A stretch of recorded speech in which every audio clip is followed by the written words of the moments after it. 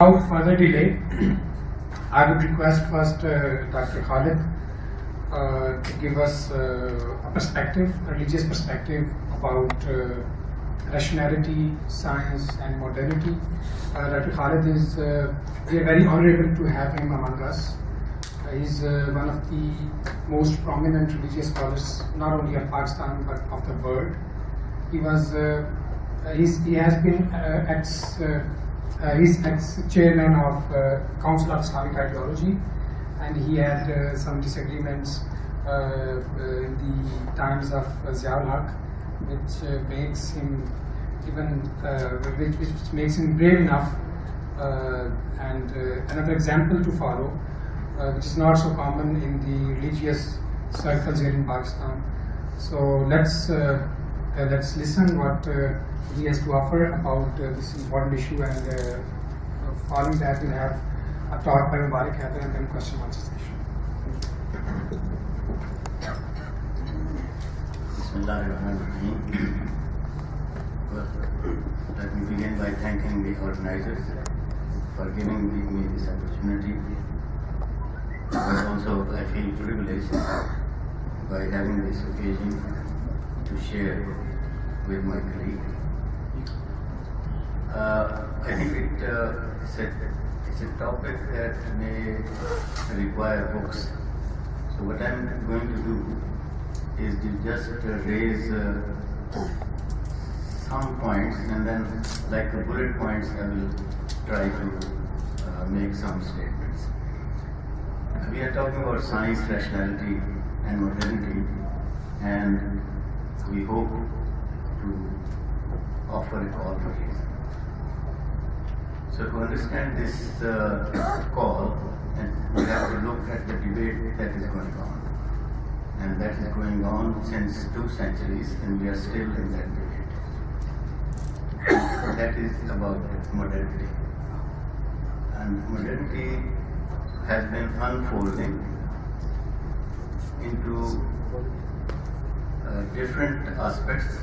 अगर वो माइक ले लें सर, अगर आप थोड़ा सा योगा लिखे में सेकंड माइक से जरा आवाज क्लियर है, इससे बहुत ही इनमें जो है सुनाई देने की कोशिश कर रहा हूँ।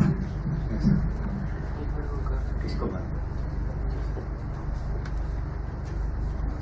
I think the debate has been very engaging, but also very difficult and intense.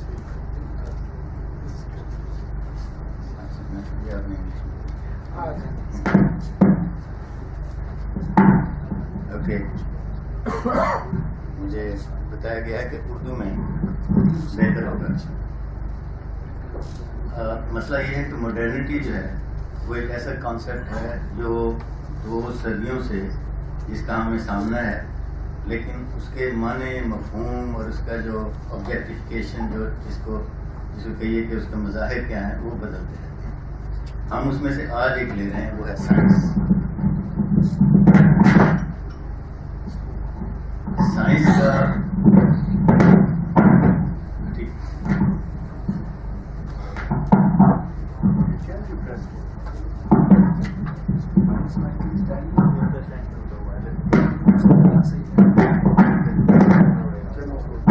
compatible नहीं। So that's the problem with science.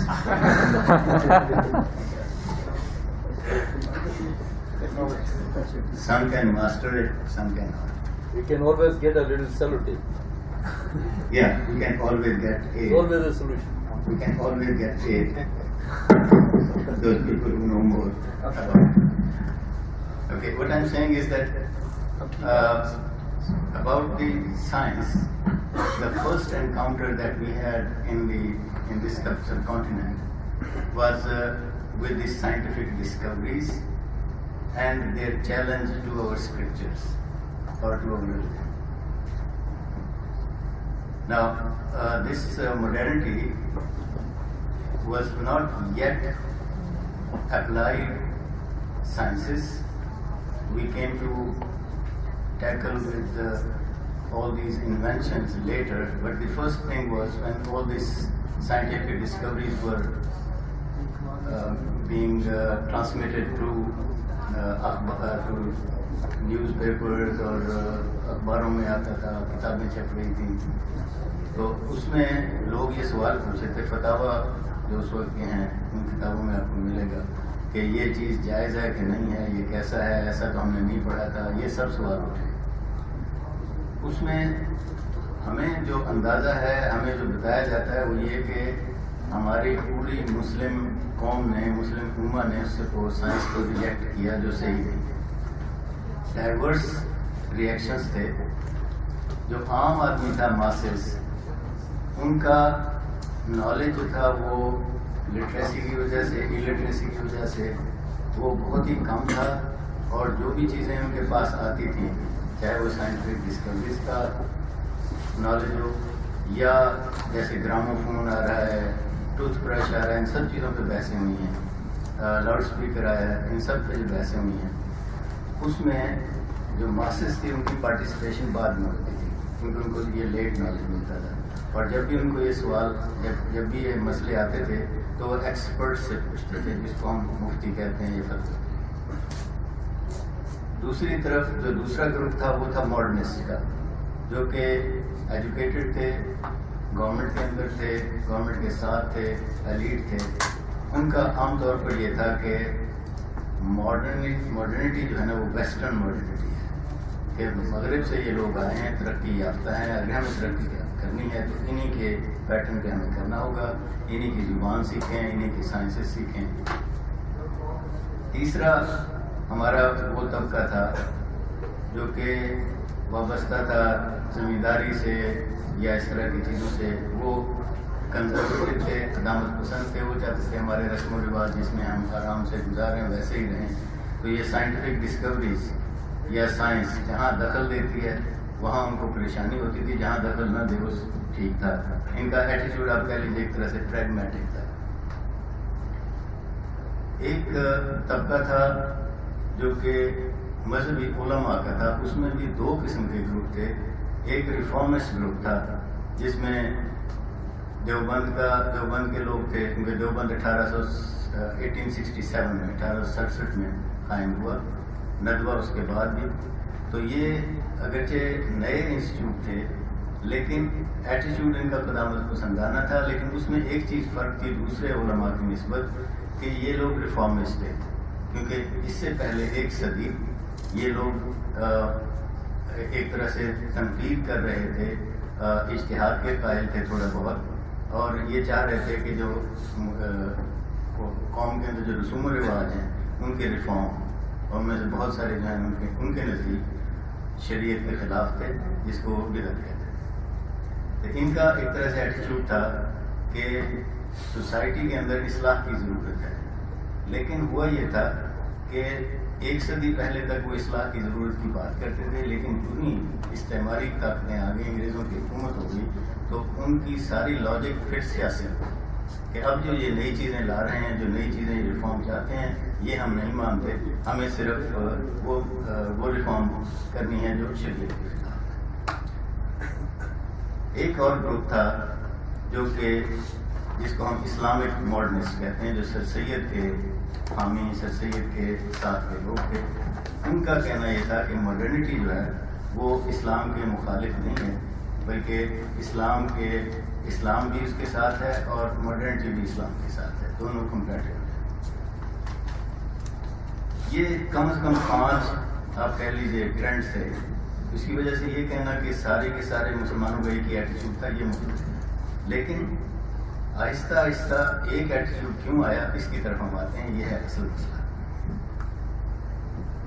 Compatibility کا جو مسئلہ تھا کہ اسلام اور ماڈرنٹی میں کوئی چیز ایسی نہیں ہے، اس میں آپ دیکھیے کہ جو ہمارا مذہبی طبقہ تھا اس نے کون سی اصطلاحات استعمال کی ماڈرنٹی کو ریجیکٹ کرنے کے لیے۔ ایک اصطلاح اس میں سی بدعت، کہ نئی چیز ہے جو شریعت میں نہیں تھی، یا قرآن و سنت میں نہیں تھی، یا تاریخ میں نہیں تھی، یہ نئی چیز ہے، شریعت کے خلاف ہے۔ اس میں جو چیز یاد کرنے کی ہے کہ اگر آپ ان کی آرگومنٹس کو دیکھیں تو وہ بنیادی طور پر یہ کہہ رہے ہوتے ہیں کہ ہر نئی چیز بدعت نہیں ہے،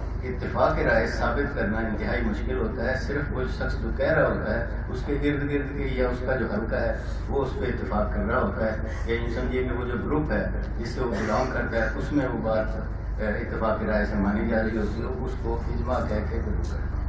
تو یہ میں نے عرض اس لیے کیا کہ یہ جو اصول ہیں جن کی بنیاد پر ماڈرنٹی کو ریجیکٹ کیا گیا, ریشنلٹی کو ریجیکٹ کیا گیا, سائنس کو ریجیکٹ کیا گیا یا ایکسیپٹ کیا گیا. اس میں اب جو چیز لینے والی ہے وہ یہ کہ جو نص کا مسئلہ تھا, جو ٹیکسٹ کا مسئلہ تھا, وہ سر سید کے سامنے آیا. انہوں نے تفسیر کی قرآن کی جس میں میریکلس کے مسئلے آئے, سائنٹیفک ڈسکوریز کے مسئلے آئے. ان کا کہنا یہ تھا کہ جو کائنات ہے وہ ورک آف گاڈ ہے, اللہ تعالیٰ کا کام ہے جو آپ کے سامنے ہے, اور جو قرآن مجید ہے وہ ورڈ آف گاڈ ہے. تو ایک ہی سورس ہے, تو word of God work of God کے خلاف نہیں ہو سکتا. اگر ورڈ آف گاڈ میں ہمیں سمجھنے کے لیے دیکھنا ہے تو پھر ورک آف گاڈ کو, نیچر کو دیکھیں گے. اگر نیچر کے اصولوں کے خلاف ہے ورڈ آف گاڈ تو ہمارے سمجھنے میں کہیں غلطی ہوئی ہے. تو اس نے ایک نئی ہرمیونٹکس دی کہ آپ نے نص کو, قرآن مجید کے اسکرپچر کو, حدیث کو کیسے سمجھنا ہے. اور اس میں اس کے لیے بنیاد ہے کہ ہمارا جو تجرباتی دنیا ہے, جو ہماری جس پریگمیٹک دنیا میں کائنات میں رہ رہے ہیں, اس میں کچھ اصول ہیں اور ان اصولوں کے خلاف نہیں ہوگا. تو اسی طرح بہت سارے میریکلس کے اوپر ان کا سر سید کا کہنا یہ تھا کہ یہ نہ قرآن مجید میریکلس کو بطور ثبوت کے پیش کرتا ہے اور نہ ہی قرآن مجید میں جو میریکلس کا ذکر ہے وہ میریکل ہے. ان کا کہنا یہ تھا کہ اس وقت سائنس اتنی ترقی نہیں کر سکتی تھی. بہت ساری ایسی چیزیں جو بعد میں ترقی کر کے سائنس سے پتہ چلتا ہے کہ یہ کوئی ایسی ایکسٹرا آرڈینری چیز نہیں تھی, سائنس کین ایکسپلین. تو انہوں نے کہا کہ اس وقت چونکہ یہ باتیں ان کی سمجھ میں نہیں آتی تھیں, وہ اس کو میریکل سمجھتے تھے.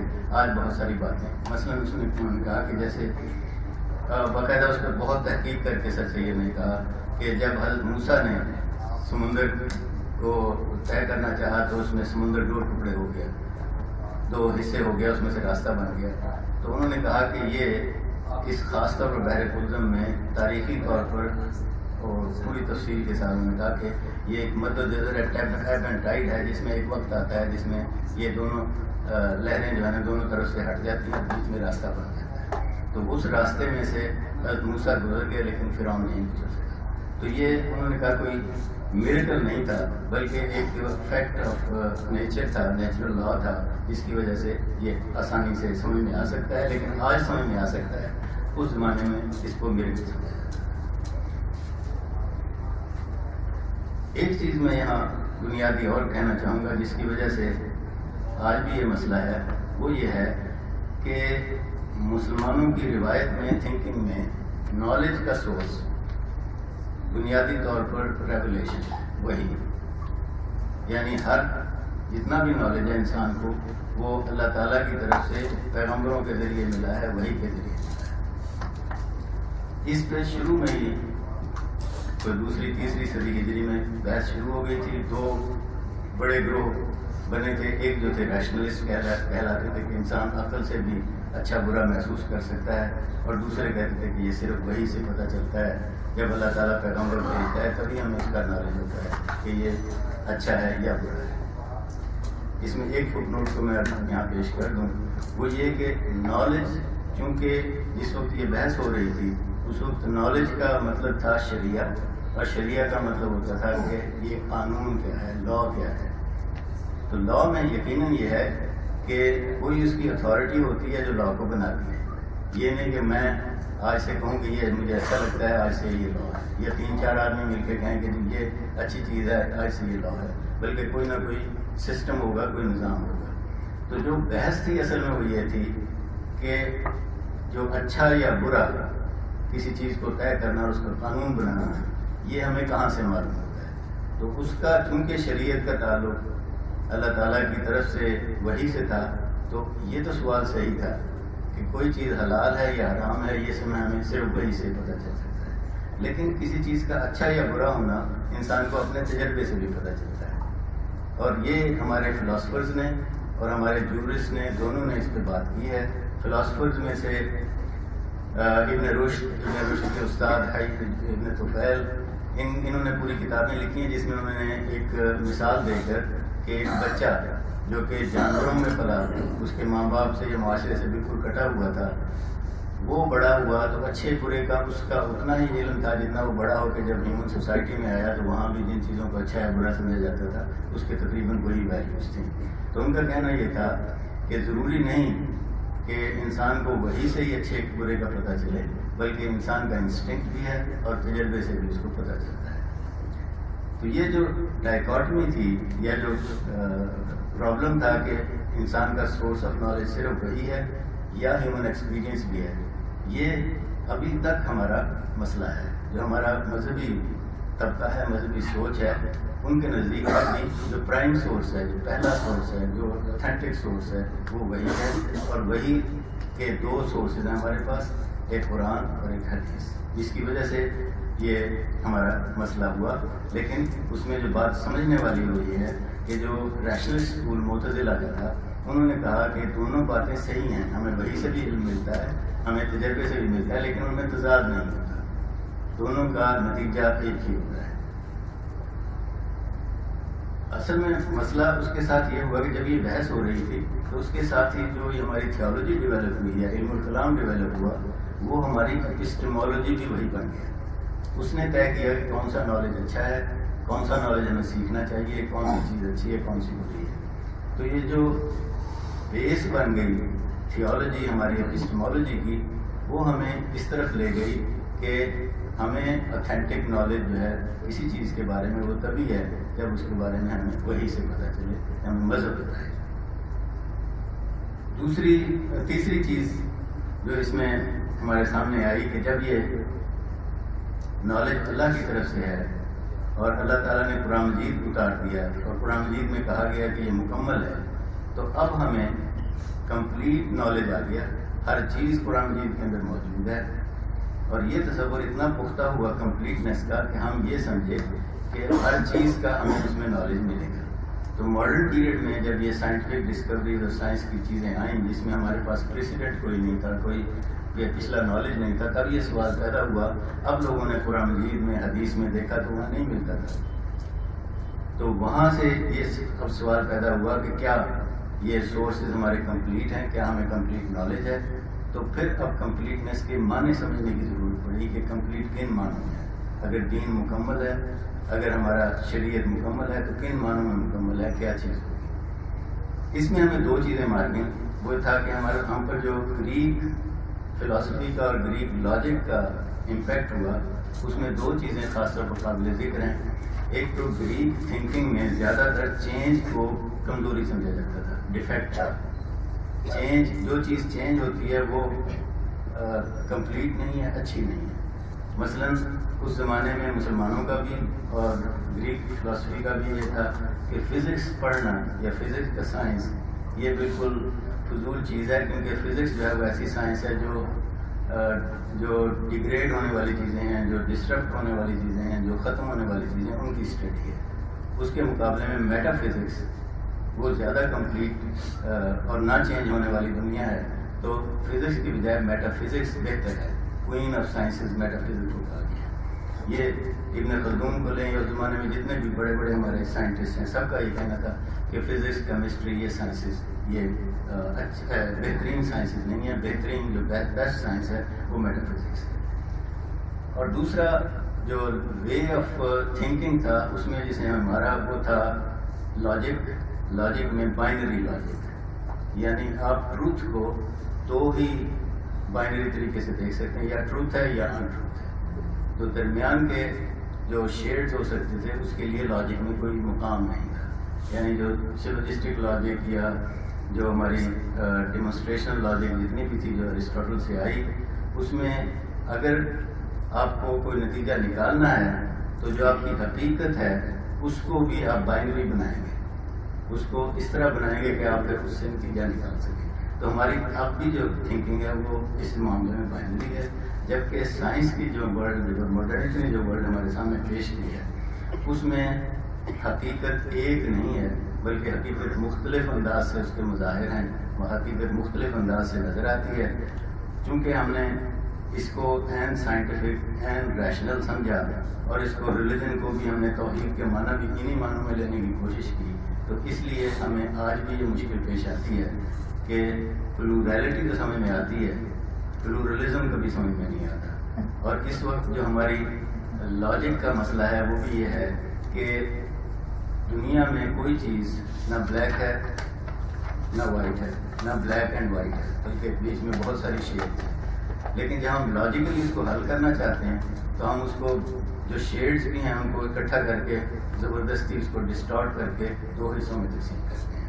تو ہر معاملے میں ہم اس کو, تو یہ جو دو چیزیں ہیں انہوں نے ہماری جو انڈرسٹینڈنگ ہے ریشنلٹی کی اس کو متاثر کیا اور ابھی تک وہ متاثر کر رہی ہے. اور اس میں صرف ہم ہی نہیں ہیں, جن جن سویلائزیشنس پہ اثر گریک لاجک کا ہے ان سب کو یہی مسئلہ درپیش ہے. آخر میں اپنی بات کو ختم کرتے ہوئے کہوں گا کہ سر سید نے اس کی طرف ہمیں دعوت دی کہ جو پرانی تھیولوجی ہے, پرانا جو علم الکلام ہے, یہ گریک میٹافزکس, گریک کانسیپٹ پہ مبنی تھا. وہ کانسیپٹس جن اسمپشنس پہ, جن مسلمات پہ مبنی تھے, وہ آج کی جو سائنٹیفک ڈسکوریز ہیں, جو سائنس ہے جس نے ایکسپیریمنٹل دنیا میں ہمیں نئے حقائق سے روشناس کرایا ہے, اس میں ہمیں نہ یہ میٹافزکس نظر آتی ہے نہ یہ لاجک نظر آتی ہے. تو اس لیے آج کی دنیا کو سمجھنے کے لیے ہمیں جدید علم الکلام کی ضرورت ہے, ایک نئی تھیولوجی کی ضرورت ہے. اس نئی تھیولوجی میں آپ کو پچھلا جو کانسیپٹ تھا لینگویج کا کہ ہر لفظ کے ایک معنی ہوتا ہے, ہر لفظ کا معنی ہے, اس کا جو کانٹیکسٹ ہے وہ بھی ایک ہی معنی کی طرف آپ کو دیتا ہے, اور اس کی جو ہسٹری ہے وہ بھی آپ کو ایک ہی معنی کی طرف لے کے جائے گی. کسی لفظ کے ایک سے زیادہ معنی نہیں ہے. لیکن جدید جو لینگویج کی تھیوریز ہیں انہوں نے بتایا کہ نہ صرف یہ کہ ہر لفظ کے ایک سیمینٹک فیلڈ ہے جس میں اس کے مختلف معنی ہوتے ہیں جو کانٹیکسٹ میں آپ اس کو پک کرتے ہیں, بلکہ یہ کہ جب بولنے والا, لکھنے والا اور سننے والا اس بات کو سن رہا ہوتا ہے, اس کا اپنا جو ایکسپیرینس ہوتا ہے, اپنا جو زندگی کا ایکسپیرینس ہے, اس کے لحاظ سے بھی وہ اس چیز کو سمجھ رہا ہوتا ہے, اس کے معنی اس کے لحاظ سے وہ لے رہا ہوتا ہے. تو بہت ساری چیزیں لینگویج کی سوشلی کنسٹرکٹیڈ ہیں, سوسائٹیز کے اندر رہتے ہوئے آپ ان معنی کو سمجھنے کی کوشش کرتے ہیں. تو جب آپ ٹیکسٹ کو, نص کو, قرآن اور حدیث کی, قرآن کی آیات کو, حدیث کے ٹیکسٹ کو سمجھتے ہیں تو ضروری نہیں کہ آپ اسی طرح اس کو سمجھ رہے ہوں جس طرح 7ویں صدی میں یا 8ویں صدی میں یا 9ویں صدی میں کوئی سمجھ رہا تھا, یا آئندہ 22ویں 23ویں صدی میں سمجھے گا. بلکہ آپ کا جو ماحول ہے, جس میں آپ نے سوچنا سیکھا ہے, جس میں آپ نے بات کرنی سیکھی ہے, کمیونیکیشن کرنا سیکھا ہے, اس کے لحاظ سے اس کے معنی ہوں گے, ورنہ آپ کمیونیکیٹ نہیں کر سکتے. اگر آپ 7ویں صدی کے فہم کے ساتھ آج ان الفاظ کو استعمال کریں گے تو کسی کے ساتھ آپ کی بات نہیں ہو سکے گی. تو ایک تو یہ جدید علم الکلام ہے جس سے یہ نے پیش کیا, اس میں یہی ہے. دوسرا اس نے کہا کہ میٹافزکس بدل چکی ہے. میٹافزکس جو ہے نا وہ میٹافزکس جو ہے وہ مسلمات پہ تھی, زیادہ تر آپ اس کو ایک انداز سے سوچ کے اور اس پہ پہنچتے تھے. اور اب جو ہے وہ چونکہ ایک ایکسپیریمنٹل ہے اور آپ نئی نئی اس کو کھولتے جا رہے ہیں. ہمیں اپنے تجربے میں ہی اس 2 صدی میں ہم نے دیکھا کہ جو سائنٹیفک تھیوریز بالکل فائنل سمجھی جاتی تھیں وہ پھر چیلنج ہوئیں, پھر نئی چیزیں آئیں, اور ابھی ہم اور زیادہ سے زیادہ. تو اس کا مطلب یہ ہے کہ ہم کسی چیز کو میٹافزکس کی طرح, جس طرح ہم کئی صدیوں سے میٹافزکس بنا کے اس کو قطعی اور فائنل سمجھتے تھے, اب جو سائنٹیفک کانسیپٹس ہیں وہ اس طرح کے قطعی یا فائنل نہیں ہوں گے. تو چنانچہ اب جو ہمیں جو علم الکلام ہے یا تھیولوجی ہے, ریلیجن کے لحاظ سے علم الکلام, لیکن ویسے آپ کہیے کہ سوچنے کا جو آپ کا طریقہ ہے اس میں آپ کو بنیادی تبدیلیاں کرنی ہوں گی. سر سید کو ریجیکٹ کر دیا گیا. وجہ اس کی یہی تھی کہ ہماری جو سوچنے سمجھنے والی طبقے تھے وہ بڑھ چکے تھے, اور ان میں جو مذہبی طبقہ تھا وہ اپنے پرانے علم الکلام پہ سمجھتا تھا کہ یہی مکمل ہے، اس میں کسی قسم کی تبدیلی کی ضرورت نہیں ہے. اس کے ساتھ ہمارے پاس دین مکمل ہے اور مذاہب مکمل ہیں. تقلید کا تھا کہ ہمیں اگر کوئی مذہب، کوئی ہمیں نماز پڑھنا ہے یا روزہ رکھنا ہے یا طلاق اور نکاح کا کرنا ہے تو ہمیں کسی نہ کسی فقہ سے، کسی نہ کسی سیکٹ سے وابستہ ہونا ہے، اور وہ فائنل ہے. جو انہوں نے کہہ دیا اس میں کوئی تبدیلی نہیں ہے. اور اس فائنلٹی کی وجہ کیا ہے کہ جو ائمہ نے اور جو جورسٹ نے قرآن حدیث کی جو انٹرپریٹیشن کی ہے، چونکہ وہ انٹرپریٹیشن قرآن کی ہے تو وہ بھی قرآن کی طرح فائنل ہوگی، وہ بھی قطعی ہوگی، وہ بھی اوتھینٹک ہوگی. تو یہ جو تقلید ہے اس نے بھی مکمل کر دیا، اور اس کے بعد کسی اور مزید کام کرنے کی ضرورت نہیں ہوگی. یہ جدید دور میں جو تحریکیں پیدا ہوئی انہوں نے کہا کہ تقلید کے لیے ہمیں نئی سوچ کی ضرورت ہے. بات بہت لمبی ہو گئی ہے، میں صرف اس بات پہ ختم کرنا چاہتا ہوں کہ جب اصول فقہ میں اور اسلام میں بات ہوتی ہے اجتہاد کی تو ایک حدیث کا ذکر ہوتا ہے کہ حضرت معاذ بن جبل کو جب رسول اللہ صلی اللہ علیہ وسلم یمن کا کسی بھی قاضی، مختلف روایتیں ہیں، قاضی، مفتی یا سربراہ مقرر کر رہے تھے تو اس سے پوچھا کہ تم وہاں جا کر لوگوں کے فیصلے کس طرح کرو گے، جو باتیں تمہارے سامنے سوال آئیں گے کیا کرو گے؟ انہوں نے کہا جی میں قرآن کریم میں دیکھوں گا. اب دیکھیے قرآن مجید اس زمانے میں جب تک رسول اللہ کی حیات کے آخری دن نہیں آئے اس وقت تک قرآن مجید مکمل نہیں ہوا، چل روایت ہو رہی تھی، نزول ہو رہا تھا. رسول اللہ اس کو پوچھتے ہیں اگر قرآن مجید میں نہ ملے، اگر آپ اس کو غور کریں تو اسی سوال میں ہی یہ ہے کہ وہ وقت آئے گا جس میں قرآن مجید میں آپ کو یہ چیزیں نہیں ملیں گی. بہت سارے سوالوں کے جواب نہیں ملیں گے. قرآن مجید اس لحاظ سے مکمل نہیں کہ اس میں ہر چیز کا سوال پیدا ہوا ہے. انہوں نے کہا جی اگر قرآن مجید میں نہ ملے تو پھر میں آپ کی سنت کو، آپ کی حدیث کو دیکھوں گا. رسول اللہ نے پھر پوچھا کہ اگر حدیث میں بھی نہ ملے، دونوں میں جو ہمارے پرائمری سورسز ہیں اس کے دونوں کے بارے میں رسول اللہ پوچھ رہے ہیں کہ اگر اس میں بھی نہ ملے تو اس کا مطلب یہ کہ پہلے سے یہ تصور ان کے ذہن میں ڈالا گیا تھا صحابہ کے کہ یہ دو سورسز بھی آپ کو اس طرح گائیڈ نہیں کریں گے کہ آپ کو ہر چیز کا جواب وہاں ملے گا. تو پھر حضرت معاذ بن جبل نے کہا پھر میں اپنی رائے سے اجتہاد کروں گا، سوچوں گا. تو اصل گائیڈنس جو ہمارے پاس ہے وہ ہے کہ اس روایت کو ساتھ لیتے ہوئے اور اپنی سوچ کے ساتھ ہم ان مسائل کا حل نکالیں گے. میرے خیال میں بہت سارے سوالات آپ کے ذہن میں ڈال دیے ہیں. انشاءاللہ سوال و جواب کے بہت شکریہ.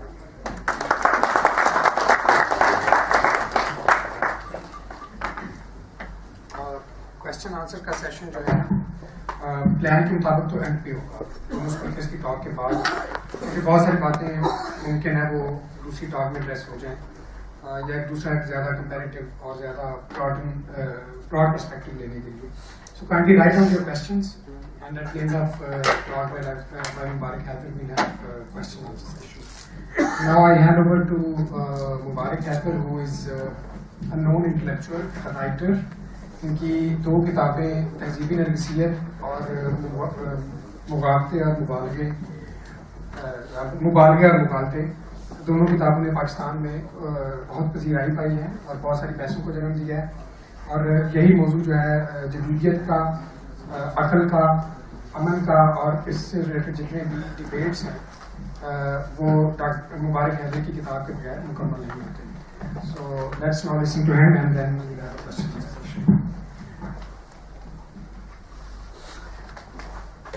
مجھے یہ معلوم کرنی ہے کہ میں شادی فیل کر رہا ہوں. مجھے بخار اور وہ ہے کھانسی وہ ہے تو تھوڑا اگر دقت ہو اس کو میری تو پھر سوال جواب میں کلیئر ہو جائے گا. ایک تو یہ کہ مجھے میری کوتاہی نہیں ہے، نیشنلسٹ سوسائٹی کی کوتاہی ہے کہ انہوں نے مجھے یہ نہیں بتایا کہ اردو میں لکھ کے دے آؤں یا اردو میں بات کروں.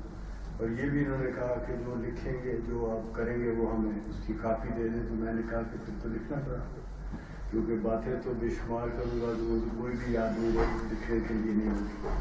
پھر میں نے لکھ لیا اور وہ بھی انگریزی میں. اور مسئلہ اتنا گمبھیر ہے کہ جو بھی جتنا بھی سادہ کروں وہ ایک ہاتھ سے آگے سادہ نہیں ہوتا. کانسیپٹس کی ساری بحث ہے اور اسے ڈائلیوٹ کرنے سے کچی رسی بن جاتی ہے, بے معنی ہو جاتی ہے.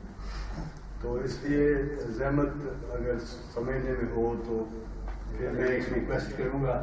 انگلش میں جی سر آپ انگلش میں. جی میں وہ تو انگریزی میں پڑھنی پڑے گی کیونکہ ترجمہ نہیں ہو سکتا. تو لیکن میری ریکویسٹ ریشنل سوسائٹی سے کہ اس کی if there is anybody who has the desire to read it more carefully, if it deserves that, they can make copies of it and provide the copies. بالکل ہم آن لائن بھی دے دیں گے, like web site پر بھی scan کر کے, Right. اور اردو میں بھی کوشش کریں گے ساتھ. پہلی بات before I read the article, میں ایک وضاحت بڑی ضروری ہے میرے لیے کہ میں اپنے پیدا ہونے کے وقت میرا نام ضرور رکھا گیا تھا, لیکن اس کے بعد کوئی آئیڈینٹی میں نے اپنی مکمل نہیں دیکھی, اور میں نہیں سمجھ سکا کہ میں مسلم ہوں کہ کمیونسٹ ہو گیا کہ کمیونزم سے بیزار ہوں. پتہ نہیں اسلام سے بیزار تھا کہ نہیں, لیکن اسلام کی شکلوں سے بیزار ہوں. پھر کمیونزم سے بیزار ہوا ہوں. امپیریلزم کو بھی بیزاری اور نفرت سے دیکھتا ہوں, اور سمجھ نہیں آتی کہ آئیڈینٹی کیا ہے. لیکن ایک بات تسلی دیتی ہے کہ ہم پیدا ہونے کے مرتے دم تک بدلتے ہی رہتے ہیں. اگر فزیکلی بدلتے رہتے ہیں تو مینٹلی بدلنے یا گرو کرنے میں کیا ہے, اور اگر بوڑھے ہو جاتے ہیں تو ایک یہ ہے کہ فزیکل دنیا ہماری برباد ہوتی ہے. لیکن ہمارا اگر تھوڑی سی کوشش کی گئی ہو تو ایک بہت بڑا خزانہ علم کا اور ذہن کا وہ ہمارا جمع ہوتا جاتا ہے, جو لگتا ہے کہ عمر کے ساتھ بڑھتا جاتا ہے. تو لاس نہیں ہے, چینج از ناٹ لوزنگ. اور پھر میں نے یہ دیکھا ہے کہ ساری دنیا میں بنی نوع انسان کے پہلے دن سے آج تک مسلسل تبدیلی کے ذریعے جمع ہوا ہے خزانہ, کم نہیں ہوا. اور یہ اگر وقت کے ساتھ تبدیلیاں آتی ہیں تو وہ برائی کی طرف نہیں گئی. غار میں بیٹھا ہوا, چھپا ہوا, ڈرا ہوا, سہما ہوا میں اپنے بچے کی حفاظت نہیں کر سکتا, اور میں چھپتا پھرتا تھا.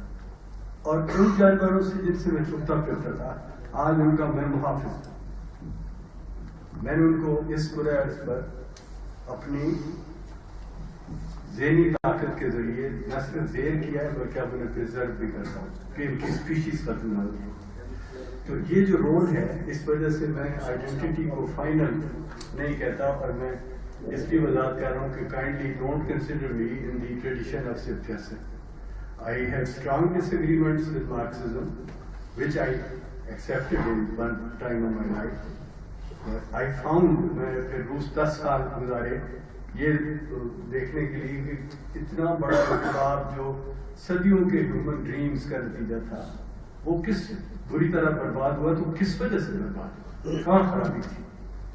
اور پھر پتہ چلا کہ جس طرح اسلام ایک بڑا انقلاب تھا اور کرسچینٹی ایک بڑا انقلاب تھا, اور پھر تھوڑے ہی عرصے میں برباد ہو گیا. 25 سال حضور صلی اللہ علیہ وسلم کے ارشاد کے مطابق تقریباً 25 سال یہ ایک جو نظام ہوگا وہ رشد کا, ہدایت کا ہوگا. پھر اس کے بعد دانتوں سے کاٹنے والی بادشاہت آ جائے گی. یعنی 25 سال اللہ کی رحمتیں ہم پر ہوئی. روس میں 70 سال ہو گئے تو ان کے خیال میں رحمتیں تھیں, لیکن یہ اس کے بعد تبدیل ہو جاتی دنیا.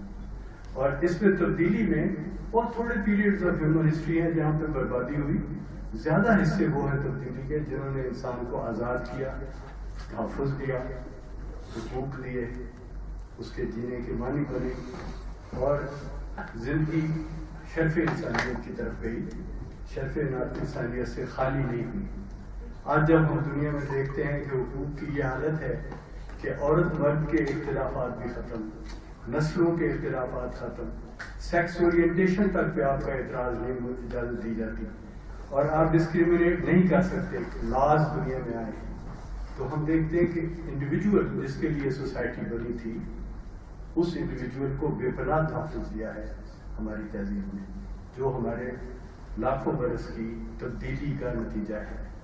اس تبدیلی سے انکار کی وجہ میں ابھی نہایت قیمتی بات سن رہا تھا. میرے خیال ہے کہ اتنی معلوماتی اور اتنی سیر حاصل اس سارے اسلامی تناظر کے اوپر میں نے کم سنی باتیں، اور میں سلام کرتا ہوں جج صاحب کو. اتنی خوبصورت سوچ اور طریقے سے انہوں نے بتایا. لیکن میں ایک جگہ اختلاف کرتا ہوں کہ مجھے لگتا ہے کہ اسلام کی موجودہ جو شکل ہے، جو ڈومیننس ہے، اس کی جو انسسٹنس ہے، جو کہہ رہے ہیں کہ جی ہم اس کو نہیں مانتے اس لیے کہ یہ گریک تھاٹ ہے، یہ مجھے نہیں صحیح لگتا. گریک انفلوئنس کو تو بہت پہلے ہم نے الفارابی سے شروع ہوا تھا، ختم ہو گیا، اور اس میں سیل لگا دی امام غزالی نے ایسی کہ جو اس پہ الگ ایک کتاب میں لکھ رہا ہوں جو کہ I hope to be meaningful, فائدہ ہوگا اس سے. تو انہوں نے سیل لگا دی اور ہیومن مائنڈ، مسلم مائنڈ کو سیل کر دیا. مسلم مائنڈ کی کمپلیٹ جو کلوزنگ ہے وہ امام غزالی نے مکمل کی اور فلسفے کے نام سے مکمل کی.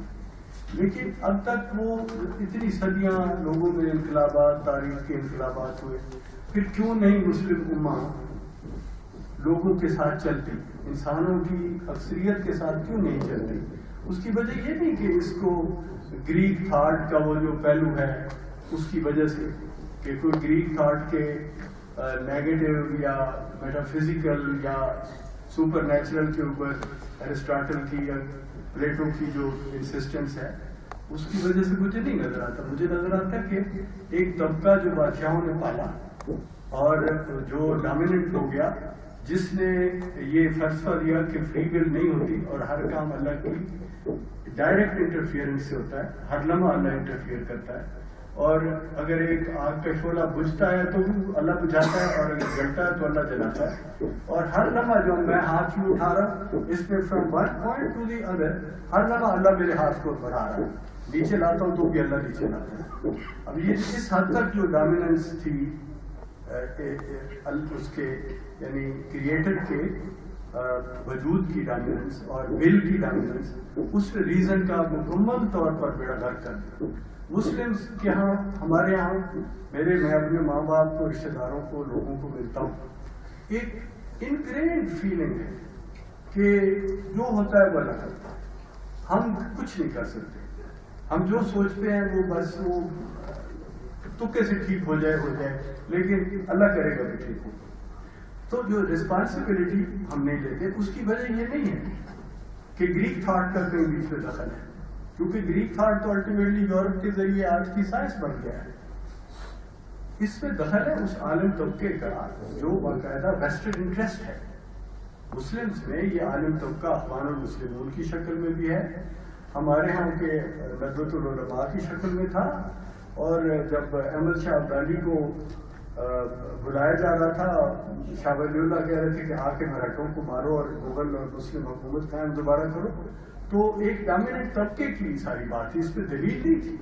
اس میں اس طبقے کے مفادات تھے کہ یہ کبھی بھی کسی اس معاشرے کو کبھی بھی سوچنے نہیں دے گا.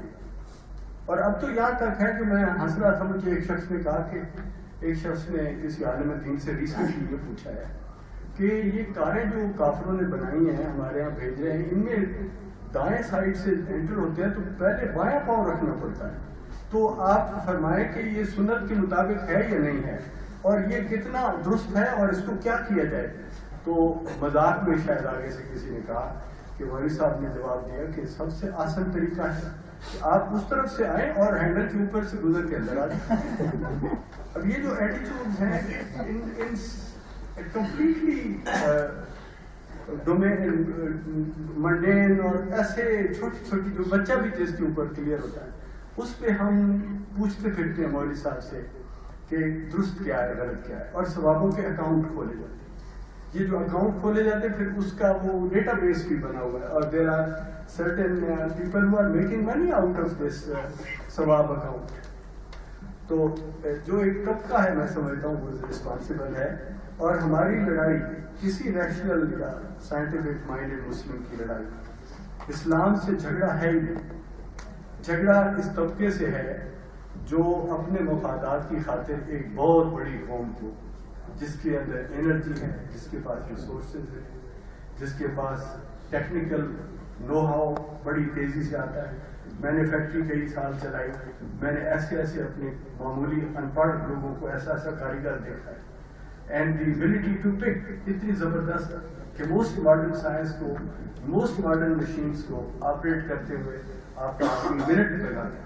اور یہ اتنی بڑی صلاحیت والے لوگ جو جس میں انڈیا اور پاکستان کی ثقافت اور تمدن بھی شامل اور انگنت فیکٹرز ہیں وہ، اور ریسورسز اور ہسٹری اور سب کچھ ہونے کے باوجود وی ڈونٹ پرفارم. اور وہ اس کی صرف وجہ یہ ہے کہ انجیکٹ کیا جاتا ہے رات دن مسلم کی مینٹیلٹی میں عظمت رفتہ، عظمت رفتہ، عظمت رفتہ. تیرا تو جواب ہی کوئی نہیں، تجھے تو اللہ نے دنیا میں حکومت کے لیے بنایا. تو یہ جو نارسسزم، اس پہ جو میرا تھیسس ہے، یہ نارسسزم باقاعدہ there are architects of narcissism, they have created this in the Muslim psyche, اور وہ اس کے ذریعے رول کرتے ہیں. As long as you remain a narcissist you will never allow others to exceed or try to excel or try to emulate, to grow with them. You will not. کیونکہ آپ کو ہر وہ آدمی جو آپ سے آگے نکلتا نظر آتا ہے، اس کے خلاف یہ کہنے کے لیے آپ کے پاس جواز ہے کہ آپ کہتے ہیں کہ یہ کافر ہے، یہ برا ہے، یہ دنیاوی. ایک جو عام فکر ہم سنتے ہیں ہمارے عام آدمی سے، عالم سے، ہر ایک سے، کہ یہ تو دنیاوی کامیابیاں ہیں، بابا لعنت بھیجو دنیاوی، عاقبت تو ہماری ہے. اب اس کے ذریعے یہ مولوی یہ سکھاتے ہیں عاقبت تمہاری ہے، یہاں چاہے تم دنیا بھر کی ذلت اٹھاؤ، تمہارا معاشرہ آپس میں لڑ کے بھیڑیوں اور کتوں کی طرح برباد ہو جائے، لیکن تم یہ کہتے چلے جاؤ کہ عاقبت ہماری ہے، اور پرائڈ لیتے جاؤ کہ وی آر دی بیسٹ. اور اس میں مولوی کا فائدہ ہے. مولوی ایک ایسا لاغر، انٹلیکچولی لاغر اور پیراسٹک طبقہ ہے جس کو کچھ اور نہیں آتا، اور آپ اسے کسی بھی کام پہ لگا دیں وہ آپ کو گند کر کے دکھائے گا. لیکن اس کو ایک کام آتا ہے کہ how to dominate the Muslim soul through dogma, کہ جناب رسول اللہ صلی اللہ علیہ وسلم سے جو محبت ہے اس کو وہ ایکسپلائٹ کرتا ہے، اللہ کی عظمت کی جو محبت ہے وہ ایکسپلائٹ کرتا ہے. اور چونکہ عام آدمی کو وہ مسلسل احساسی کمتری میں رکھتا ہے کہ تو نہیں جانتا اور اس کے لیے علم چاہیے، اس کے لیے ایکسپرٹ چاہیے، تو اس لیے وہ ڈومینیٹ کرتا ہے. یہ ٹریجڈیز ہیں، بارے میں ان کو اور زیادہ ڈسکس کیا جانا چاہیے. میں تھوڑا سا I think I not take whole time, اس کو میں ٹاپک کو کرتا ہوں. And I'm sorry that it's not comprehensive, it's just a kind of synopsis.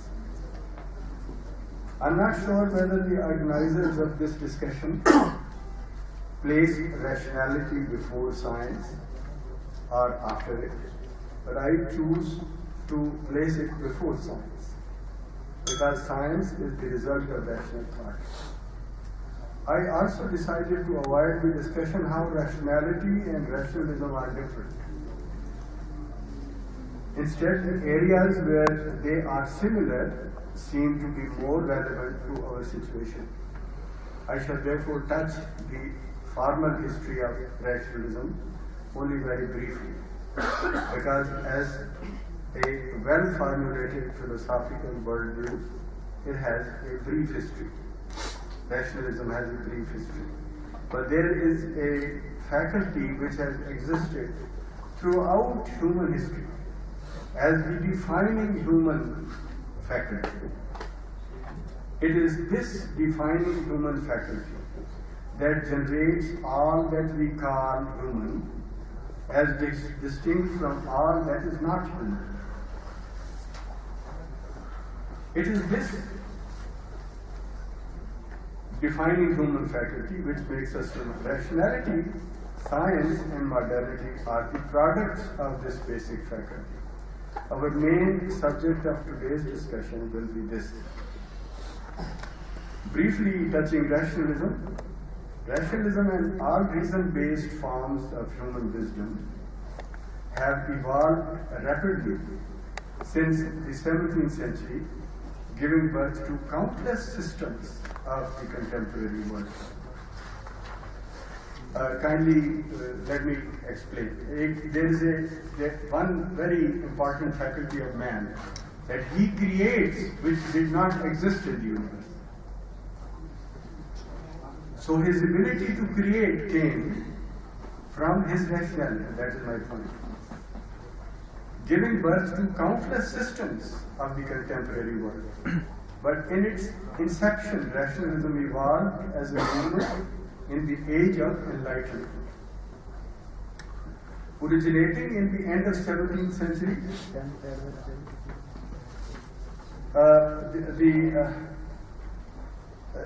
it originated in the writings of thinkers like Descartes, Spinoza, Locke, Bayle, Leibniz, Isaac Newton, Voltaire, and Immanuel Kant.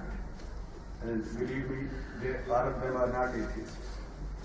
Many of them were believing Christians, very strongly believing Christians, but they came to the rational thought and advocated it.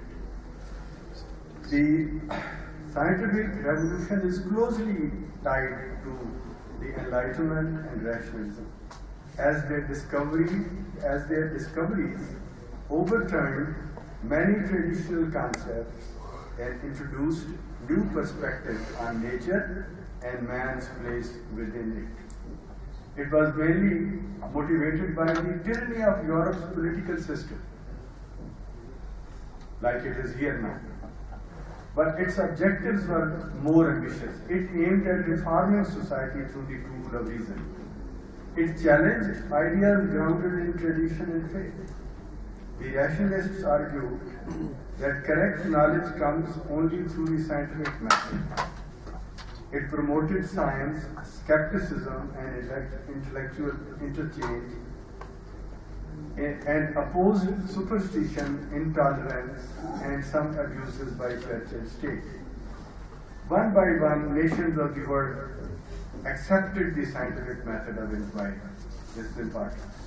One by one, nations of the world accepted the scientific method of inquiry and inclusive political systems. The inclusive political systems are democracy in which not only one class, but all classes have equal right, and not only one nation, but all nations of the world have the equal right. That is inclusive. That is, instead of excluding the most of people and keeping power in the hands of the elite, it's a system which includes everybody. It's trying to expand the base of power, so that most of the people have their finger in the pie. They have their right to decide their fate. So the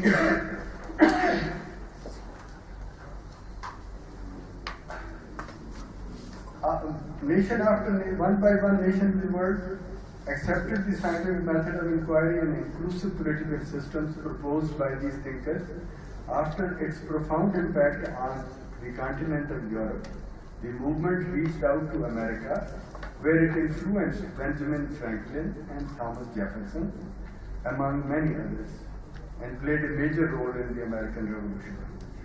The political ideals of Enlightenment and rationalism influenced the American Declaration of Independence, the United States Bill of Rights, the French Declaration of the Rights of Man and the Citizen, and the Polish-Lithuanian Constitution of May 3, 1791. One of its fundamental arguments was that belief systems should not decide matters of common human interest.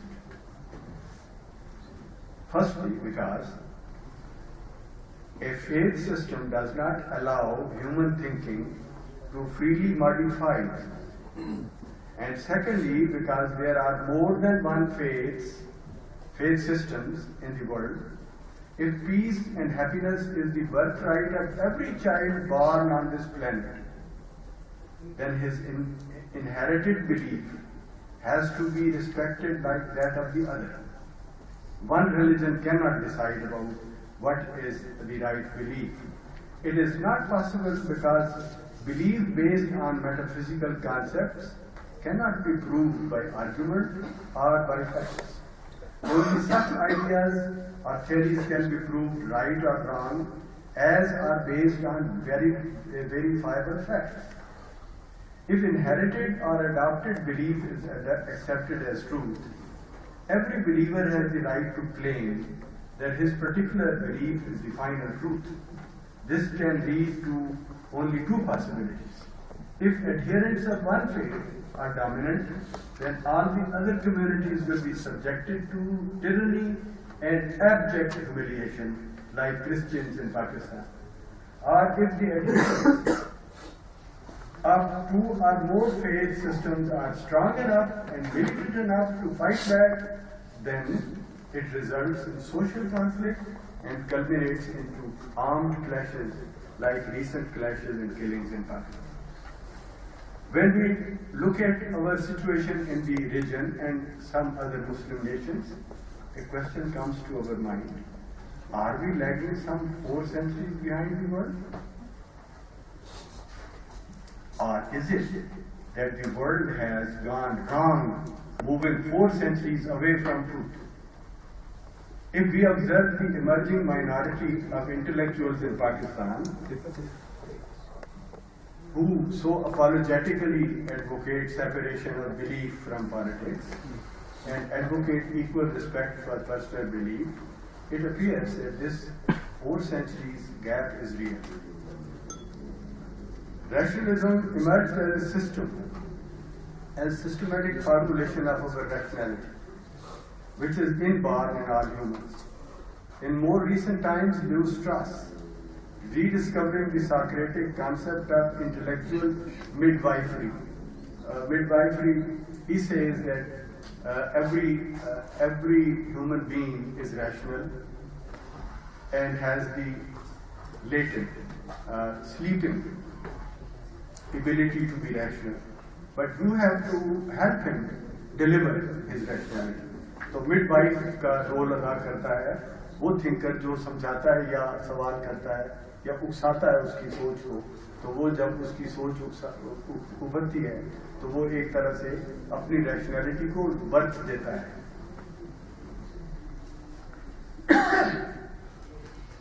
He calls it intellectual midwifery, defined this faculty as latent in every human being. It has to be awakened with the help of intelligent questions, as if to help it in its birth. Socrates is considered the best-known genius in this domain. His seriously considered and formulated questions stimulated this latent human faculty to trigger the inquiry, which could then promote rationality of the history. Once it is awakened, this inborn rationality breeds more questions. As a school of thought, rationalism is a distinct way of formulating those questions and offering answers available at the existing level of knowledge. It is a worldview, a philosophy, a system of reasoning to approach reality in its countless forms, from the individual in a society to the phenomena of stars and galaxies. But is the inborn faculty that causes rational attitudes and matures into rationalism is rationality. Thus, rationalism is the child of rationality. What is rationality? According to Cambridge Dictionary of Philosophy, rationality is the characteristic of any action, belief, or desire that makes their choice optimal under a set of constraints. It is normative concept of reasoning in the sense that rational people should derive conclusions in a consistent way given the information at their disposal. It refers to the conformity of one's belief with one's reasons to believe, or with one's actions with one's reasons for action. However, the term rationality tends to be used differently in different disciplines, including specialized discussions of economics, sociology, psychology, evolutionary biology, and political science. A rational decision is one that is not just reasoned, but is also optimal for achieving a goal or solving a problem. Different theories of rationality take a wide range of factors into consideration to call it rationality. Max Weber, ये सबसे ज़्यादा वो है जो सब चीज़ों को कहता है rational है, includes so much as habituated response and belief. वो कहता है belief पर भी फैसले कर लें तो rational होते हैं. बंदा जो कर ले वो rational होता है. बंदा अगर खड़ा होकर 10-20 आदमियों को गोलियां मार दे सिर्फ इसलिए कि जिनके नाम फला कम्युनिटी से मिलते जुलते तो वो भी रैशनल है, क्योंकि वो अपने बिलीफ के मुताबिक रैशनल है. तो ये उसने कहा कि रैशनैलिटी तो यहाँ तक है. But then we have A.C. Grayling, who thinks a good rationalist should be free from emotions, personal feelings and instincts, that rationality means perfect objectivity. Others have considered such an exacting standard as very difficult to follow, and this can be followed only by computers. We have the emotional intelligence. Humans cannot be completely devoid of emotion and prejudice. There is a certain amount of which we call tendency towards something, but absolute intellect, which we imagine will perhaps in more 4 to 5 centuries, human mind will become the dominant factor in human body, so that the body emotional responses and attitudes will become subservient, and the mind will be so dominant that the decisions will be made only without emotions. But that is a hypothesis or an imaginary picture.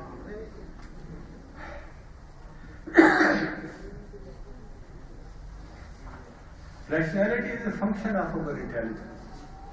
Every intelligent entity can have rationality. We have defined intelligence as a faculty to model reality correctly in real time. But is that sufficient?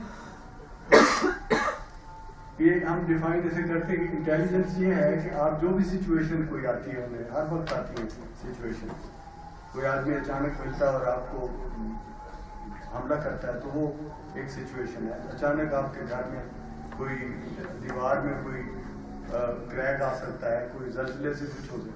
These are immediate situation. कोई भी situation उसमें हम जो respond करते हैं, intelligence ये है कि हम एक मॉडल जेन में फौरन बनाते हैं, और वो जो मॉडल हम बनाते हैं it has to be correct and it has to be in real time.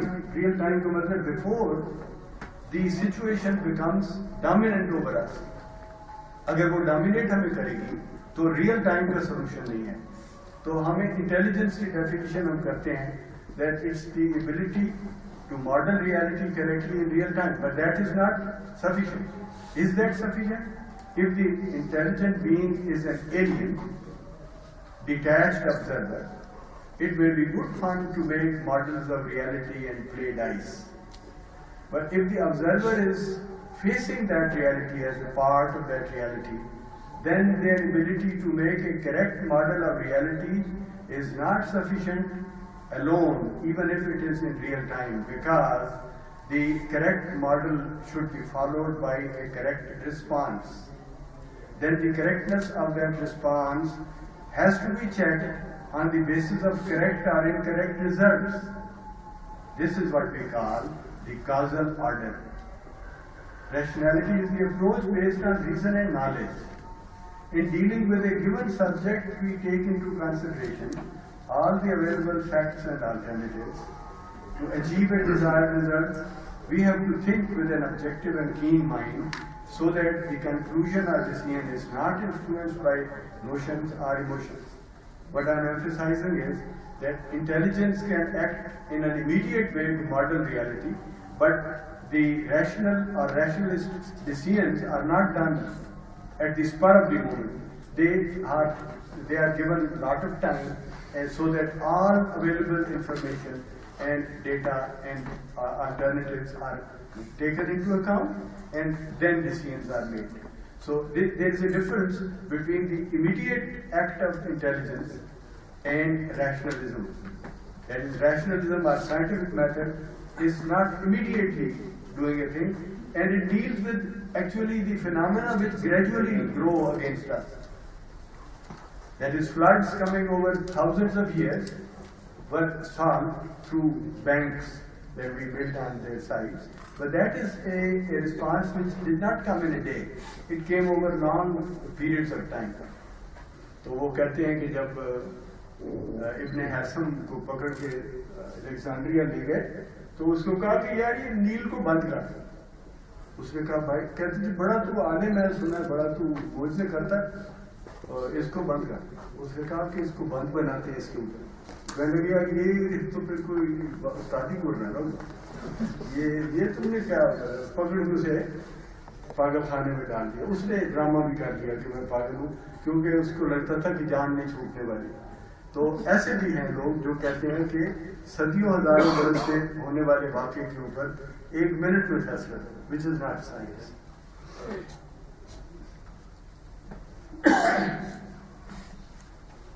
Rationality is the approach based on reason and knowledge. In dealing with a given subject, we take into consideration all the factors. As a function of intelligence, rationality should meet the demands of human situation. Now, let me come to human situation. क्यों हमें rationality चाहिए? What we call human, squarely speaking, the human situation is the struggle for survival.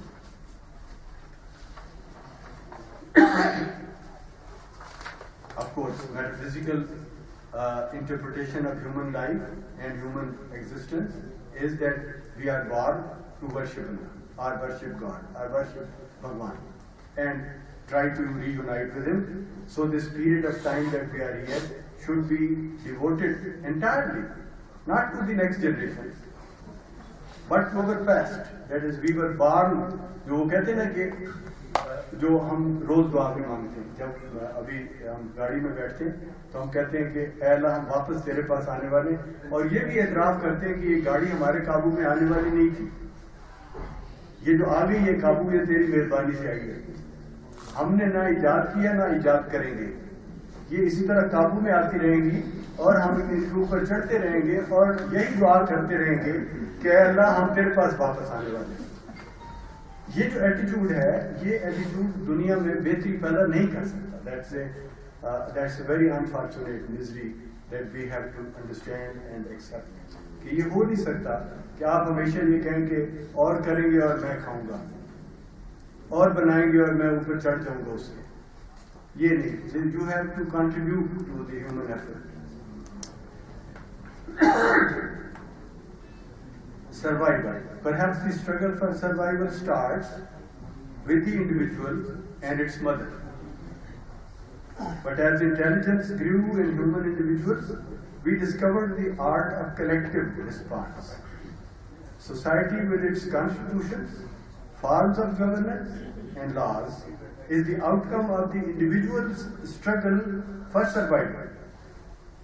He couldn't survive alone, so he made groups, and those groups grew into societies, and societies evolved systems of governance that protects them, their collective life. But basically, the instinct or the motive is the individual's desire to exist and survive.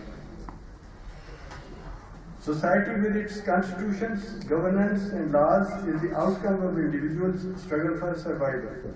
Do these collective patterns serve this purpose to exist, survive, and thrive? That is what intelligent humans keep asking. That how we change laws. That asking and insistence improves collective modes of survival. Relationship and communication is a mode of existence of the universe. Relationship and communication. That's my thesis. जिसके ऊपर मैं काफी अगर कोई पूछे आपको मैं I'll explain. Relationship and communication is a mode of existence of the universe. All life forms on our planet have the same mode of being. It exists between the mother and the issue, the child, like cause and effect in our reality. Then they build a relationship with their environment through some form of sensory contact. These forms have grown from elementary to higher efficiency through evolution. The driving force of this evolution seems to be the urge to survive. Apart from the repeated evidence provided by research to prove the validity of Darwin's theory of evolution, common sense evidence comes from the relationship between life and the universe. Life's urge to survive does not receive motherly support. That's the point. The life's urge to survive does not receive motherly support. The role of the universe may not always be hostile, but it is never motherly. It can at best be called indifferent. The young ones of a life form, like any child, animal child which is born. A young one of a life form cannot survive without the support of their parent or without extreme and painful effort. Only a wishful myth can narrate a story of extraordinary or supernatural support. It actually does not happen. Every life form that is in the nature, society to protective ایک خزانہ ہے نا protection کا, لیکن اس میں بھی میرے گھر کے باہر ایک آدمی رات کو ابھی 5 دن پہلے کا انتہائی میرے ذہن پہ اس کا بوجھ ہے. وہ میں واک کر رہا تھا اپنے گھر میں, ایک دم مجھے آواز آئی ایک بہت ہیوی کسی چیز کے گرنے کی اور رگڑ کے کسی چیز کے جانے کی. میں جلدی سے باہر نکلا, میرے ذہن میں تھا کہ کوئی لڑکا گر گیا ہو گیا کچھ. I saw the bike was about 50 to 60 feet from a person who was far behind پڑا ہوا تھا. When I went to him, I saw that he was bleeding with a flood of a pool of blood around him, اور gas کر رہا تھا اس وقت آخری سانسوں میں. اس کے برین کو سیدھی انجری ہوئی تھی, اور اس انجری کی وجہ nobody will, ابھی اس کے بعد جو کچھ ہوا وہ اتنا پیتھیٹک ہے. اسی وقت ہم نے فون کیا, nobody responded, پر اتفاقاً ایک پیٹرول گاڑی آ گئی. ہم نے ان کی منتیں کی کہ کیونکہ یہ کافی فربا نوجوان تھا 30-32 سال کا, کہ یہ اٹھا کے مجھے میری گاڑی میں نہیں ڈال سکتا, ہمارے جسے میری مدد کرو, اس کو لے جاؤ, یہ بچ جائے گا. For 1.5 hours, police people and the people who had gathered kept arguing کہ یہ بچے گا کہ نہیں بچے گا, but they never took him till he died. وہیں پہ, and then people took him کہ جی اس کو چلو جی بات سو کو ڈھونڈو. اور یہ جو ایک ایٹیچیوڈ ہے یہ ہم ہر جگہ دیکھیں. پھر وہ ابھی آپ نے پڑھا کہ پولیٹیکل کسی جلسے میں آپس میں تکرار ہو گئی, وہاں فائرنگ کر دی, 2 بچے مر گئے, ایک جو تھا وہ تڑپتا رہا, وہاں منتیں کرتا رہا, تڑپتا رہا, وہاں کسی نے نہیں اٹھایا. Where the political leaders of Pakistan, the workers and politicians, جو بھی ہوتے, they were looking at it, لیکن ان کو کسی نے یہ فیل نہیں. یہ جو اینیمل لیول کی, یہ میں ایسے کہتا ہوں یہ اینیمل لیول کی سوسائٹی ہو گئی ہے, جس میں انوائرمنٹ انسان کی ایک دوسرے کو کہ میں انڈیویجول ہوں, مجھے بھی تیری مدد چاہیے, تجھے میری یہ مدد چاہیے, یہ فیل ختم ہو گئی. تو اٹس اے جنگل سوسائٹی. جیسے شیر جب ایک ہرن کو پکڑ لیتا ہے باقی ریوڑ دوڑ جاتا ہے, nobody stops. Maybe only the mother is for a while worried, اور وہ بیچاری پیچھے ہٹنے کی کوشش کرتی ہے اسے بچانے کی, لیکن اور کوئی نہیں آتا. تو ایک ہیومن سوسائٹی جو گرو نہیں کی یا خراب ہو گئی ہے, اس کا یہ حال ہوتا ہے کہ وہ اپنے سامنے مرتے ہوئے آدمی کو بچاتی نہیں. تو this is where nature comes as indifferent force, and the young ones are protected only by the mother or with their own effort. تو یونیورس ایک انڈیفرنٹ ریالٹی ہے جس میں ہم سروائیو کرنا چاہتے ہیں. Survival needs appropriate response to the forces that threaten our support. That means a support That means a response quick enough and accurate enough to defeat the threat or to utilize the support. Sensory contact of life with the environment produce more and more complex sensory systems with the formation of brain. But with all its efficiency of response, the animal brain could not combat the powerful combinations of factors which we call nature. The countless entities like other animals and elemental forces of the inorganic world. Many a species was wiped out en masse to become fossils and fuel.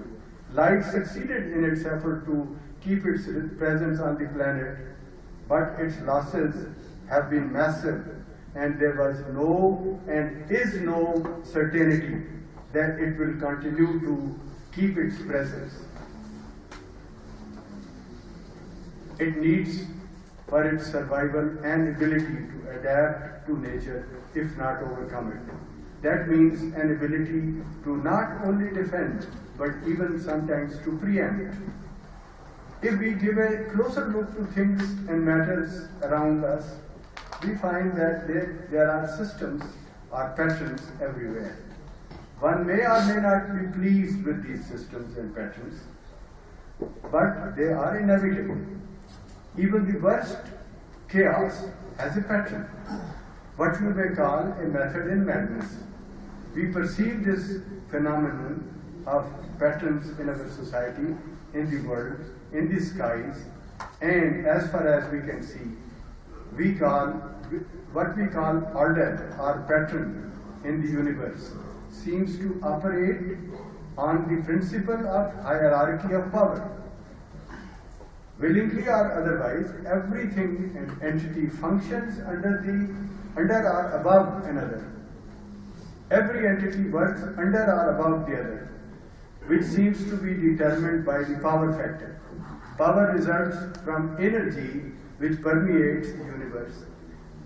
Every entity has a measure of energy which gives it its place in the hierarchy. Energy exists in diverse forms, from light to mass to intelligence. In the inorganic phase of existence, and before life came, larger units of energy dominate as we see them. They dominate through mass movement combination. Smaller units only follow. Adaptability, therefore, is the corresponding property of existence in this relationship.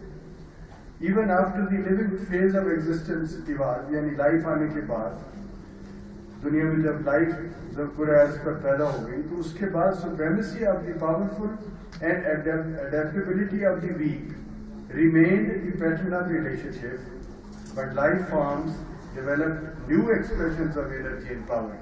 Kindly see my point, और इस पे आप चाहें तो discussion कर सकते हैं. The life forms develop new expressions of energy and power. Although physical power decided in most of the cases, adaptability emerged as a tool of survival. It can be argued that the planets were a form of adaptability of inorganic matter, that they adapted to the greater power of their stars. Planets evolved as if they are adapting themselves to the greater power of the stars. But life's adaptability evolved a different pattern. This is our argument, that life is growing into a compulsion to freedom. While planets could not move to other options, the living organisms developed the efficiency to move to less harsh environment. Their ability is to absorb energy through metabolic processes, to multiply and to evolve toward greater efficiency were new features. These faculties brought them greater freedom to manipulate their relationships. But adaptability to stronger systems and stronger entities remained their decisive mode of survival. Darwin discovered this principle of fitness in the survival struggle of his species. Fitness means ability to meet a requirement. Almost all forms of life adapt to their environment. But pre-intelligent life adapted only through instinct. Lower animals do it, through instinct. It's a slow process of learning. It's a slow process of learning, that is emphasis. The living organism comes in contact with the surrounding reality, responds randomly, makes a mistake, responds again with some hesitation and some improvement, but fails again. Its nervous system, or brain in more developed animals, gradually develops a habit pattern which evolves into instinct and is recorded in the genes for transfer to the pedigree. In contrast to the slow instinct building and reflex building process, conditions on the planet Earth always change more briskly, making it impossible or very difficult for the less intelligent life forms. Countless factors ranging from a falling meteor or cosmic rain to surges on the sun, countless these factors can influence the atmosphere of our planet. Only one of such factors could have eliminated dinosaurs and most of the life on the planet, which, while evolution of a particular species to a new stage of efficiency, took several 100,000 years. एक reflex या एक instinct को build होने में लाखों वर्ष लगते रहे, लेकिन इसके मुकाबले में जो नेचर की कुव्वतें तेजी से बदलती थी तो बाज़ औक़ात लाइफ बहुत बड़े बड़े हुजूमों में ख़त्म हो गई। लेकिन अब इसमें ये जो ऐसे मोमेंट रिसर्च नहीं होती हमारी, अब की दुनिया में जो रिसर्च है वो इस पे कर रहे हैं कि व्हाट हैपेंड, डायनासोर्स कैसे खत्म हुए और इतनी बड़ी तबाही और इतने फासिल फ्यूल्स कैसे बने। तो दे came to one many thesis आए, लेकिन एक थीसिस जो बहुत ज़्यादा जिसे एक्सेप्ट किया जाता है वो ये था कि एक बहुत बड़ा मीटियोर खला में से आया towards earth. By the time it entered the orbit, it had reached thousands of centigrade of temperature. आके ये समुद्र में गया। उस वक्त दुनिया में बहुत ज़्यादा समुद्र थे और बहुत ज़्यादा contact with water was so easy. वो जब पानी में गिरा और उसका उन्होंने गड़ा भी अटलांटिक में कहीं ढूंढा है तो उससे स्टीम बनी जिसका टेम्परेचर कई हजार सेंटीग्रेड था। And with the revolution of the earth over its axis 24 घंटे में पूरी पूरे अर्थ पे वो चक्कर काट गया स्टीम का वो टेम्परेचर। इस टेम्परेचर ने जला दिया सब कुछ। अब ये जो एक वाकया है, अवर scientist of today Russia and America मिल के इस बात को, और सर्न वाले अपनी जगह ये सोच रहे हैं कि ये मीटियोर फिर आ सकता है क्या। इतनी बड़ी तहजीब और इतना बड़ा ये कायनात में जो हमने रोल प्ले किया है, ये अपना पूरा अर्ज हमने इतना सेफ बना लिया पहले से, that there are much more chances for people to grow and be happy। इसको एक डायनासोर मार आके एक मीटियोर बर्बाद कर देगा, तो how to be ready with this कि आए तो क्या करना। So the most of the space research is not based on any mysterious conspiracy theories. वो इस पे बेस्ड है कि हमने अगर कोई ऐसा मीटियोर आता देखते हैं तो क्या हमारी कैपेबिलिटी है कि हम उसे हवा में बर्बाद कर दें, so that never reaches the orbit of the earth. ये है the main emphasis, that is our collective survival should be protected with the help of our science. A faster tool of response was therefore required. The evolution produced intelligence. Animals की दुनिया में जब ये इस तरह बर्बादी होती थी तो then life developed into more intelligent beings. This new tool gave life the ability not only to keep alive and procreate, but to defend itself against forces which are far more powerful than itself. It does so by creating in the brain a correct model of reality in real time. Intelligent life therefore exists, lives, grows, survives, and creates what did not exist before. but its defining virtue is its faculty to coexist with all other forms of existence, even when it can destroy them. This is the so far final meaning of life. Mind is considered to be among the most complex systems of the known universe. Mind is the defining faculty of human brain. It means the ability to know and understand reality. This process starts with observation, which is done through sense stimuli. Mind receives sensory data and defines it. The act of defining means the act of identifying a sensory signal, which is an image, a sound, a touch, a taste, or smell. Or it can be a concept, which means a word or a symbol. Mind's ability to define depends on its training.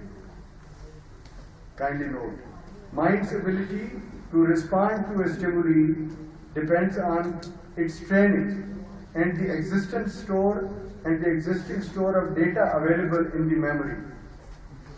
But as mind is the defining property of human brain, urge to know is the defining property of mind. So they are in sequence. That is, the mind is the defining property of human brain. Urge to know is the defining property of mind. In its desire to know, mind asks questions. Mind's desire to know existed ever since we evolved as Homo sapiens, or were created as Adam and Eve, if you will. It was this faculty which urged Adam and Eve to discover the taste of the forbidden fruit, defying the command of the all-knower. It was this faculty to discover and know that created the relationship through contact and laid the foundation of society. It is this faculty to discover and know which urges us to ask why the all-knowing Creator tried to stop me and my partner from knowing. Who had created the urge in me and my partner to know each other and all about each other? Did he wish to retain all knowledge to himself? Or did he wish to spoon feed both of us forever? Would that spoon fed knowledge be our knowledge? Did he produce us as programmed robots? Then was there an equally talented hacker who hijacked the programmed robots? How did that talented hijacker have such talent? Did the Creator create him and us with a free will? Why did this villain exercise his free will to defy the Creator instead of obeying him? If I and my partner also had a free will, then why we preferred to follow the villain and not the Creator? Was it because we had a desire to rebel against restrictions? Who created that desire in our souls to rebel? Did the Creator know beforehand what we will choose in our exercise of free will? What is the relevance of His foreknowledge to our destiny? These and countless other questions are the product of our faculty to know. The faculty to discover breeds questions. It is the urge to discover and understand. This faculty of our mind that finally created our modern political systems and sciences is the ancient human faculty of understanding. It has always demonstrated itself as the rational approach towards life. Thus, it has a history of millions of years, and all that we see on the planet Earth and in our individual lives today is the product of this faculty of rationality. This process of knowing and understanding created earlier human inventions to defend life and to make it more livable. Fire came from heaven only as scorching sun or as lightning. But the Greeks had a myth that some god came, stole it from the gods on Olympia, and was very kind to give it to the humans. But only lightning can come from heavens. How did we create fire? It comes from as scorching sun or as lightning, but observation of the fact that certain things burn and certain stones produced the spark made fire possible. The observation that rounded shapes can roll enabled early man to create the wheel. These were earlier acts of science. Man's ability to create what did not exist in nature is not a new ability. It is not a new ability. Nor does modernity strictly belong to a certain century. There, where I disagree with many thinkers who believe that we are the first time modern. It is not modernity now. All through history, people have been trying to make life more easy and more livable, so they were creating modernity. Every new society was modern as compared with the old. The Romans were better than the Germans, the Germanic tribes. Muslims were better than the Germans or Iranians, so on and so forth. But it is always a new society emerges and it's modern. So it does not belong to a certain century. Nor does modernity strictly belong to a certain century. The humans have always aspired to overcome nature. They have always created the tools to tame hostility around them. They have always created a modern society, the one that brought greater security to life of the individual. But the scope and quality of primitive science or pre-enlightenment modernity look like a child's painting before Picasso's brush. It was so beautiful. It was so because contact and communication was limited. My final explanation why it came now and did not come in the earlier centuries, such a fast development, is because contact and communication was limited. Mankind was under the faith-based systems. Europe was under Christianity for 15 centuries before Enlightenment. It brought no comfort to its societies, produced no system of thought except Christian dogma, and invented nothing. Large parts of the world were under Islam for 12 centuries. It produced nothing for the human million.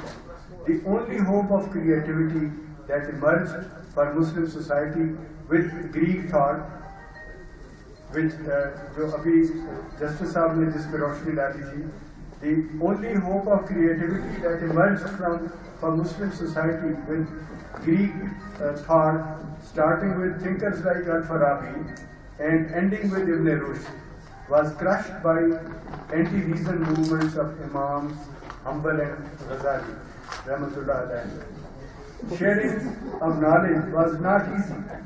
Forces of production were in their pre-conceptual phase. It took Romans, this is an incident of history, it took Romans centuries to discover how Chinese make silk. और इसके लिए खुफिया message वो groups भेजे गए कि पता करो कि ये सिल्क कैसे बनाते हैं, and it took centuries. Process of creativity and invention was therefore frustratingly low. Naturally, change from one stage of individual and social life to the next stage was also lazy and stretched over centuries. Science and modernity of our times is so fast because it is universal. Its greatest gift for mankind is the scientific method of knowing and understanding. Our best achievement is the concept of equality of all humans, which is the most developed because it is rational. It does not discriminate between sexes, and all identities are equally respectable. It is the natural result of our rationality and science which created the communication revolution. Today's internet has given you immense ability to share knowledge and evolve into a better society if you wish. In fact, the march of mankind to surer survival has started at a pace that was never imagined. Humans have dreamed for millennia what 3 centuries of recent history have more than produced. It is in this sense that I say it is the start of history.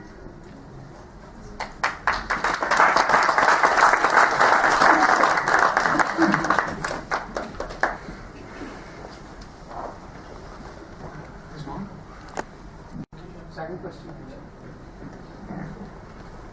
Either. Yeah.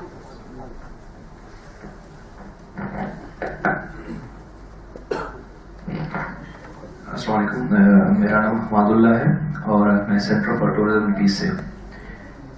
سر میرا سوال یہ تھا کہ آپ نے کہا تھا کہ فیکٹ آف نیچرل لاز، تو سر موسیٰ کو کیسے پتا چلا کہ یہی فیکٹ آف نیچرل لا ہے اور میں لاٹھی پھینکوں گا تو یہ راستہ کھل جائے گا اور میں چلا جاؤں گا، اور آفٹر سم ٹائم اس کو کیسے پتا چلا تھا کہ بعد میں جو آ رہے ہیں وہ کراس نہیں کر پائیں گے؟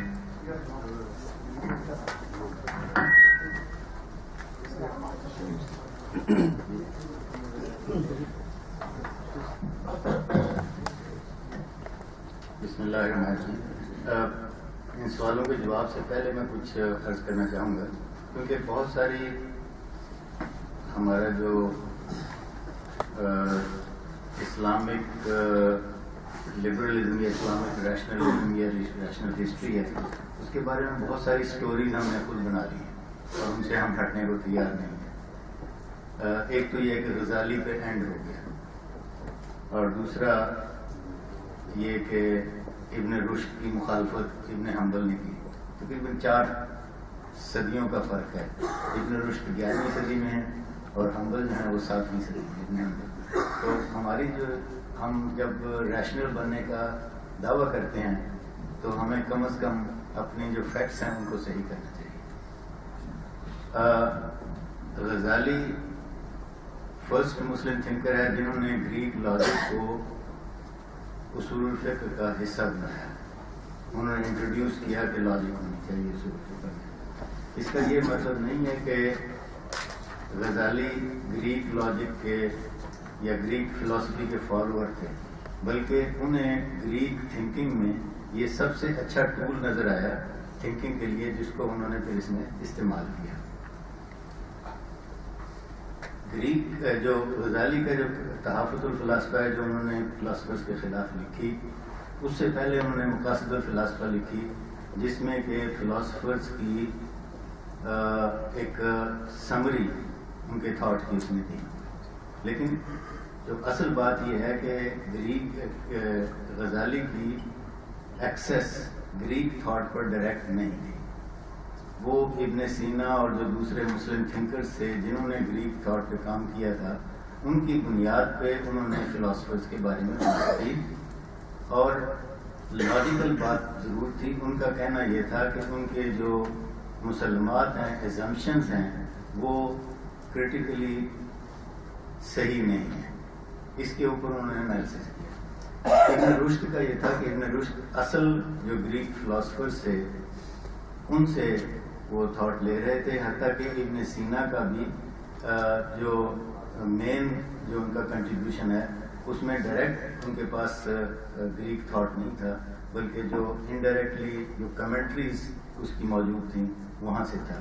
تو ابن رشد کا جو کنٹریبیوشن ہے وہ بہت ہی اہم ہے، کیونکہ ابن رشد کا جو کنٹریبیوشن تھا اس کا لیٹن میں ٹرانسلیشن ہوا، وہ یورپ میں پہنچا اور یورپ میں ڈبیٹ شروع ہوئی، خاص طور پر تھیولوجینز میں، جس میں کہ سب نے تقریباً میجورٹی نے اس کو کنڈیم کیا. ڈانٹے کی کامیڈی میں ایوروس دوزخ میں ہے لیکن ذرا نرم سزا کے ساتھ. باقی تھیولوجینس نے بھی اس کو سیکولر کہا اور اس کو پیگن کہا, مطلب جتنے بھی آپ دیکھیں گے اس میں. لیکن ایوریزم نے ایک بہت بڑی چینج اس تھنکنگ میں یہ پیدا کی کہ ریلیجن اور جو ریشنل تھنکنگ ہے دے کین گو ٹوگیدر, اور اس سے تھیولوجی میں ایک ٹرینڈ پیدا ہوا سوچنے کا. اس کو ایوریزم کہتے ہیں اور اس پہ بہت کچھ لکھا جا چکا ہے, میں اس بحث میں نہیں پڑھتا. میرے خیال مبارک حیدر صاحب اس فیلڈ میں زیادہ جانتے ہیں. میں صرف یہ کریکٹ کرنا چاہتا تھا کہ غزالی پہ اینڈ نہیں ہوا. غزالی نے اس کو جو ڈائریکشن دی وہ تصوف کی طرف لے گیا, انٹیوٹیو تھنکنگ کی طرف, اور وہ انٹیوٹیو تھنکنگ سے فائدہ اٹھایا ہمارے صوفی تھاٹ نے. اور جبکہ سنی تھنکنگ میں غزالی کے بعد فلاسفرز زیادہ تر علم الکلام میں تھیولوجی میں پیدا ہوئے, شیعہ تھاٹ میں فلاسفی جاری رہی, اور وہ فلاسفی اسی انداز سے جاری رہی جس طرح کہ ابن سینا کے یہاں تھی, یعنی ریلیجن اور تھیولوجی کو ملا کے وہ فلسفہ چلا. اس میں تصوف بھی آ گیا.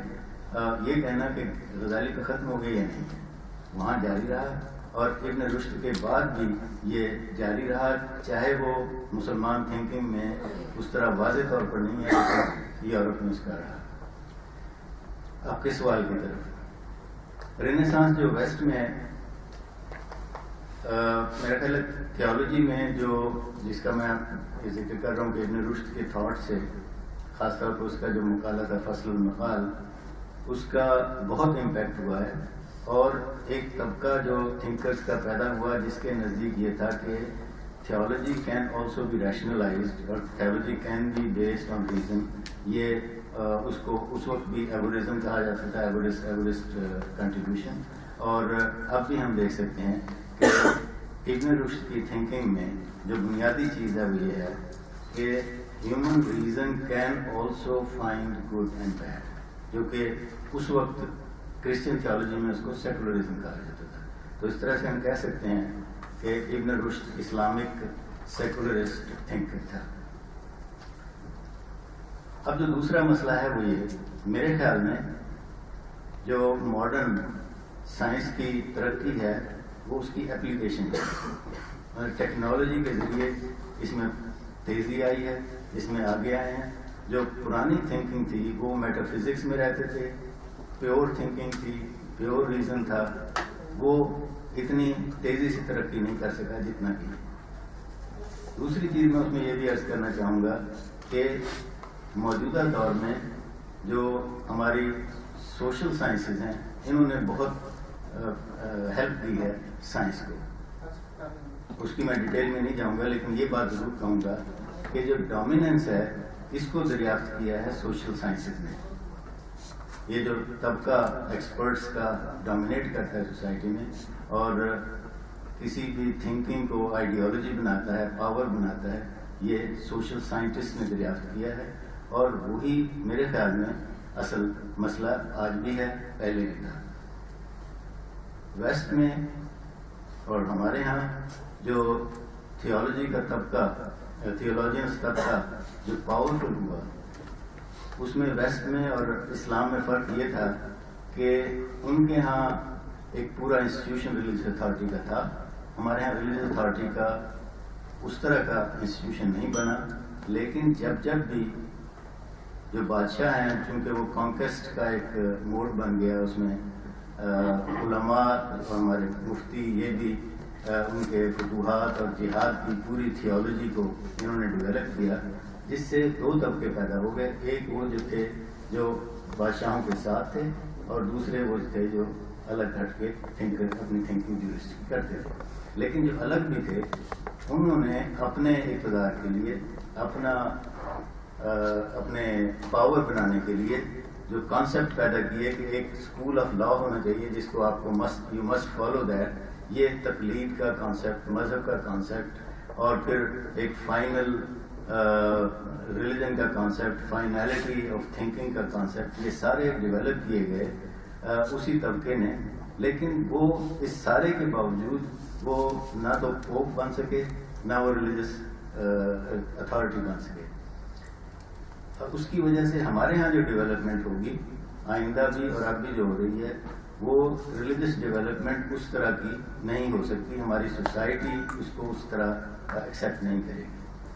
جو پاکستان میں ہوا ہے وہ یہ کہ پاکستان کی جو سیاستدان ہیں، جو ہمارے طبقہ ہے جو حکومت کر رہا ہے، جو بیوروکریٹس ہیں، آرمی ہے یا سیاستدان ہیں، انہوں نے اپنے مسائل کو حل کرنے کے لیے علماء کو آگے بلایا. جب بھی کوئی مسئلہ آتا تھا علماء کو بلاتے تھے. اس وقت بھی ہزارے کا مسئلہ، ہزارہ کے جو کچھ تو خون ہو رہا ہے اس کے مسئلے میں علماء کو بلا لیتے ہیں. اس سے علماء کا طبقہ زیادہ پاورفل ہوتا چلا جا رہا ہے. اس کے دوسرا جو طبقہ ہے، دوسرے جو سیاستدان ہیں، دوسرے جو تھنکرز ہیں، وہ کمزور ہوتے جاتے ہیں. میں اگر ہم کہہ سکوں کہ لبرلز کے مقابلے میں جو ریلیجس طبقہ ہے پاکستان کا وہ ٹیکنالوجی سیوی ہے، میڈیا کو جانتا ہے، میڈیا کی ٹیکنیک کو جانتا ہے، کمیونیکیشن کو جانتا ہے. لبرل اس کے مقابلے میں بالکل کچھ نہیں ہے. آپ انٹرنیٹ پہ چلے جائیں، آپ کو سارے سافٹ ویئر اور اس کے ساتھ فوراً جب آپ سافٹ ویئر ڈاؤن لوڈ کر رہے ہوتے ہیں اس کے ساتھ ہی بہت سارے اسلامی معلومات بھی وہ اپنے طبقے کی آپ کو دیتا ہے. اور اس معاملے میں آپ کو بہت کم لبرل ویب سائٹ ایسی ملیں گی جس میں لبرلز کوئی کمٹمنٹ کے ساتھ کام کر رہے ہیں. تو اس لحاظ سے یہ نہ سمجھیں وہ طبقہ بہت تیز ہے اور وہ اس کو ہمارے سیاستدانوں نے اور ہم نے بھی، وجہ اس کی کیا ہے کہ ہم نے یہ سمجھا ہے کہ ریلیجن ہمارا کام نہیں ہے. یہ ایک طبقہ ہونا چاہیے جو ہماری نمازیں پڑھائے، جنازے پڑھائے اور یہ سارا کچھ کرے. اور جب ہمیں مسئلہ پیدا ہوتا ہے تو ہم ان سے پوچھتے ہیں کہ گاڑی میں دائیں طرف سے بیٹھیں کہ بائیں طرف سے. یہ جو سوال کر رہا ہے اس کے بارے میں نہیں ہم سوچتے، ہم اس کے بارے میں ہنستے ہیں.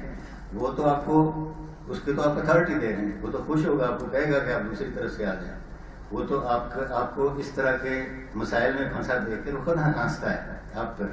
لیکن آپ اس کو ہنس کر یہ سمجھتے ہیں کہ اس طبقے کی کوئی اہمیت نہیں ہے.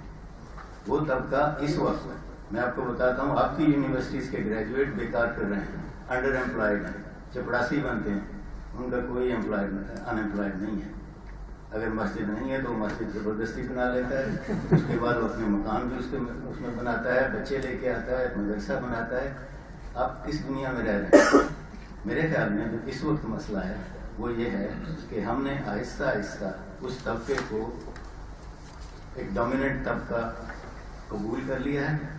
اور اس کا تبھی ہم ہوپ کر سکتے ہیں کہ جو ان کی میتھڈالوجی ہے، جو ان کی آئیڈیالوجی ہے، اس کو ہم سمجھیں، اس کو اسٹڈی کریں اور آلٹرنیٹ اپروچ بنائیں، آلٹرنیٹ اپروچ ڈیولپ کریں. ہوپ فل میں اس لیے ہوں کہ مجھے جو حال ہی میں جو تجربے ہوئے ہیں وہ یہ کہ جو مدرسے کا، جو علماء کا جو نوجوان طبقہ ہے، جو ان میں سے نئے آ رہے ہیں، وہ سیلف کریٹیکل ہو گئے ہیں. وہ اپنے اصولوں پہ، اپنے اداروں پہ تنقید کر رہے ہیں، سوچ رہے ہیں. جب یہ سوچ پیدا ہو جاتی ہے تو اس کا مطلب ہے کہ چینج آنے والی ہے. لیکن اگر سوسائٹی اس چینج کو آنر نہیں کرتی، اس کو ریکگنائز نہیں کرتی اور ان کو موقع نہیں دیتی ان وائسز کو جو کہ ابھر رہی ہیں، پھر ہم اسی دلدل میں پھنسے رہیں گے جس میں ہیں. تو آئی ایم ہوپ فل. اور اس میں جو آپ کو کرنا ہے وہ یہ کہ ضروری نہیں کہ آپ درس نظامی پورا پڑھیں، لیکن بیسکس جو ہیں ریلیجن کی آپ اس میں بلیو کریں نہ کریں، آپ پریکٹس نہ کریں، لیکن آپ کو پتہ تو ہونا چاہیے جن کے ساتھ آپ بات کر رہے ہیں اس میں جو ٹرمینالوجی استعمال ہو رہی ہے، جو ریزننگ استعمال ہو رہی ہے وہ ہے کیا. ہم نے اس کو ٹوٹلی ان کے ہاتھ میں رکھا ہوا ہے اور پھر جب موقع آتا ہے ہم کہتے ہیں یہ ان کا کام ہے. ظاہر ہے کہ جو ہوگا ہمارے ساتھ. آپ کا سوال جو حضرت موسیٰ کے بارے میں وہ بہت دلچسپ ہے اور واقعی ایسا ہے جس پہ سوچنے کی بات ہے. میرا اس میں جو ریئیکشن ہے، اگرچہ بات تو سر سید سے پوچھنی چاہیے کیونکہ انہوں نے کلیم کیا کہ یہ ایک سائنٹیفک فینومینن ہے، لیکن کیا حضرت موسیٰ کو یہ فنومینن معلوم تھا کہ نہیں؟ میرے خیال یہ سوال تب پیدا ہوتا ہے جب ہم یہ سوچ لیں کہ حضرت موسیٰ یہ سوچ کے چلے تھے کہ یہ فنومینن ہے اور میں بچ جاؤں گا. اگر یہ سوچ کے آپ چلتے ہیں پھر تو ٹھیک ہے، لیکن میرا خیال ہے حضرت موسیٰ ایسا نہیں سوچ رہے تھے. وہ تو ایک ریزالو کر کے چلے تھے کہ ہمیں اس میں سے نکل جانا ہے. اور بہت سارے ایسے مواقع آتے ہیں جس کو ہم معجزہ نہیں کہتے، لیکن ایسے واقعات ہوتے ہیں کہ جہاں ایک آدمی ریزالو کرتا ہے اور پھر اس کو ایسے حالات مل جاتے ہیں. سب کو نہیں ملتے لیکن کچھ کو ایسے حالات مل جاتے ہیں. تو میرا خیال ہے حضرت موسیٰ کے بارے میں یہ سوال اس وقت کیا جاتا ہے جب ہم یہ سمجھیں کہ حضرت موسیٰ آج کے زمانے کے لیڈر تھے کہ وہ کبھی ایسی غلطی نہیں کریں گے جس میں ان کو نقصان ہو، اور وہ کوئی ایسا قدم نہیں اٹھائیں گے جس میں ان کو فائدہ نہ ہو. تو میرا خیال ہے ان کے بارے میں شاید ایسا سوچنا ممکن ہے. Questions?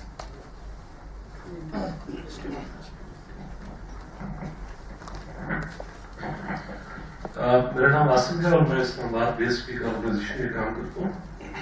آج کی اس نشست میں آنے سے ایک مشکل کی مجھے آسان ہو گئی ہے، وہ ہے شناخت کا مسئلہ.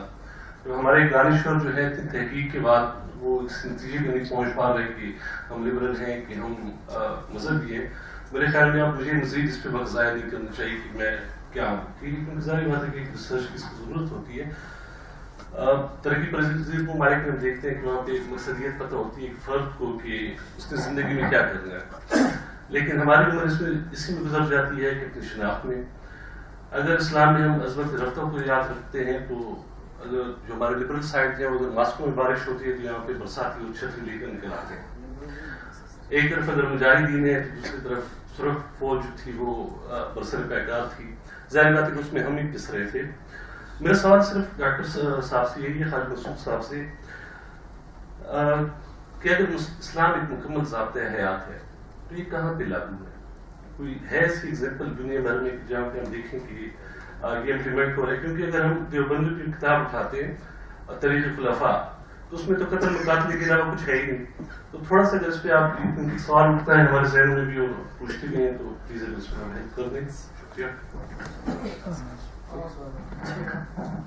اس کے بعد بول دیں لاؤڈ آواز آ رہی ہے. سر میرا نام شوزر ہے.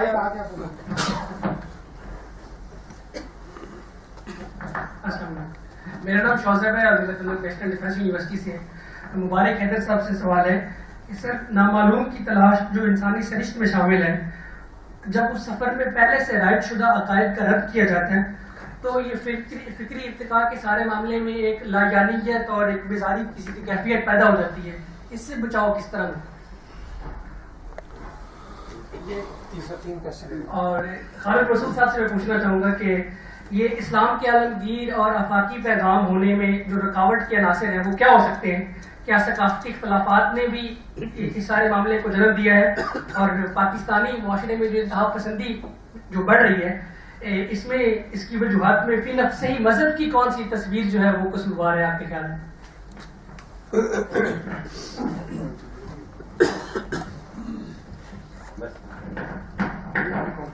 سر میرا نام محمد وقاص ہے کالج یونیورسٹی سے. تو میرا سوال ہے کہ اسلام کوئی بھی ریلیجن جو ہے میریکلز پہ بہت بیس کر رہا ہے، لیکن اگر ہماری سائنس یا کوئی ریشنل اپروچ میریکلز کو ایکسپلین نہیں کر پا رہی تو کیا مجھے میریکلز پہ بلیو رکھنا چاہیے اور اپنا سائنس یا اپنی ریشنل اپروچ کو اس طرف لے کے جانا چاہیے کہ میں اس میریکلز کی ریزنز ڈھونڈ سکوں، یا اگر ہماری لائف ٹائم میں یا وہ سائنس ہم اس لیول پہ نہیں پہنچ سکتے تو میں میریکلز کو ریجیکٹ کرتا جاؤں؟ سر ڈاکٹر خالد آپ کا ایک سوال آپ کی طرف.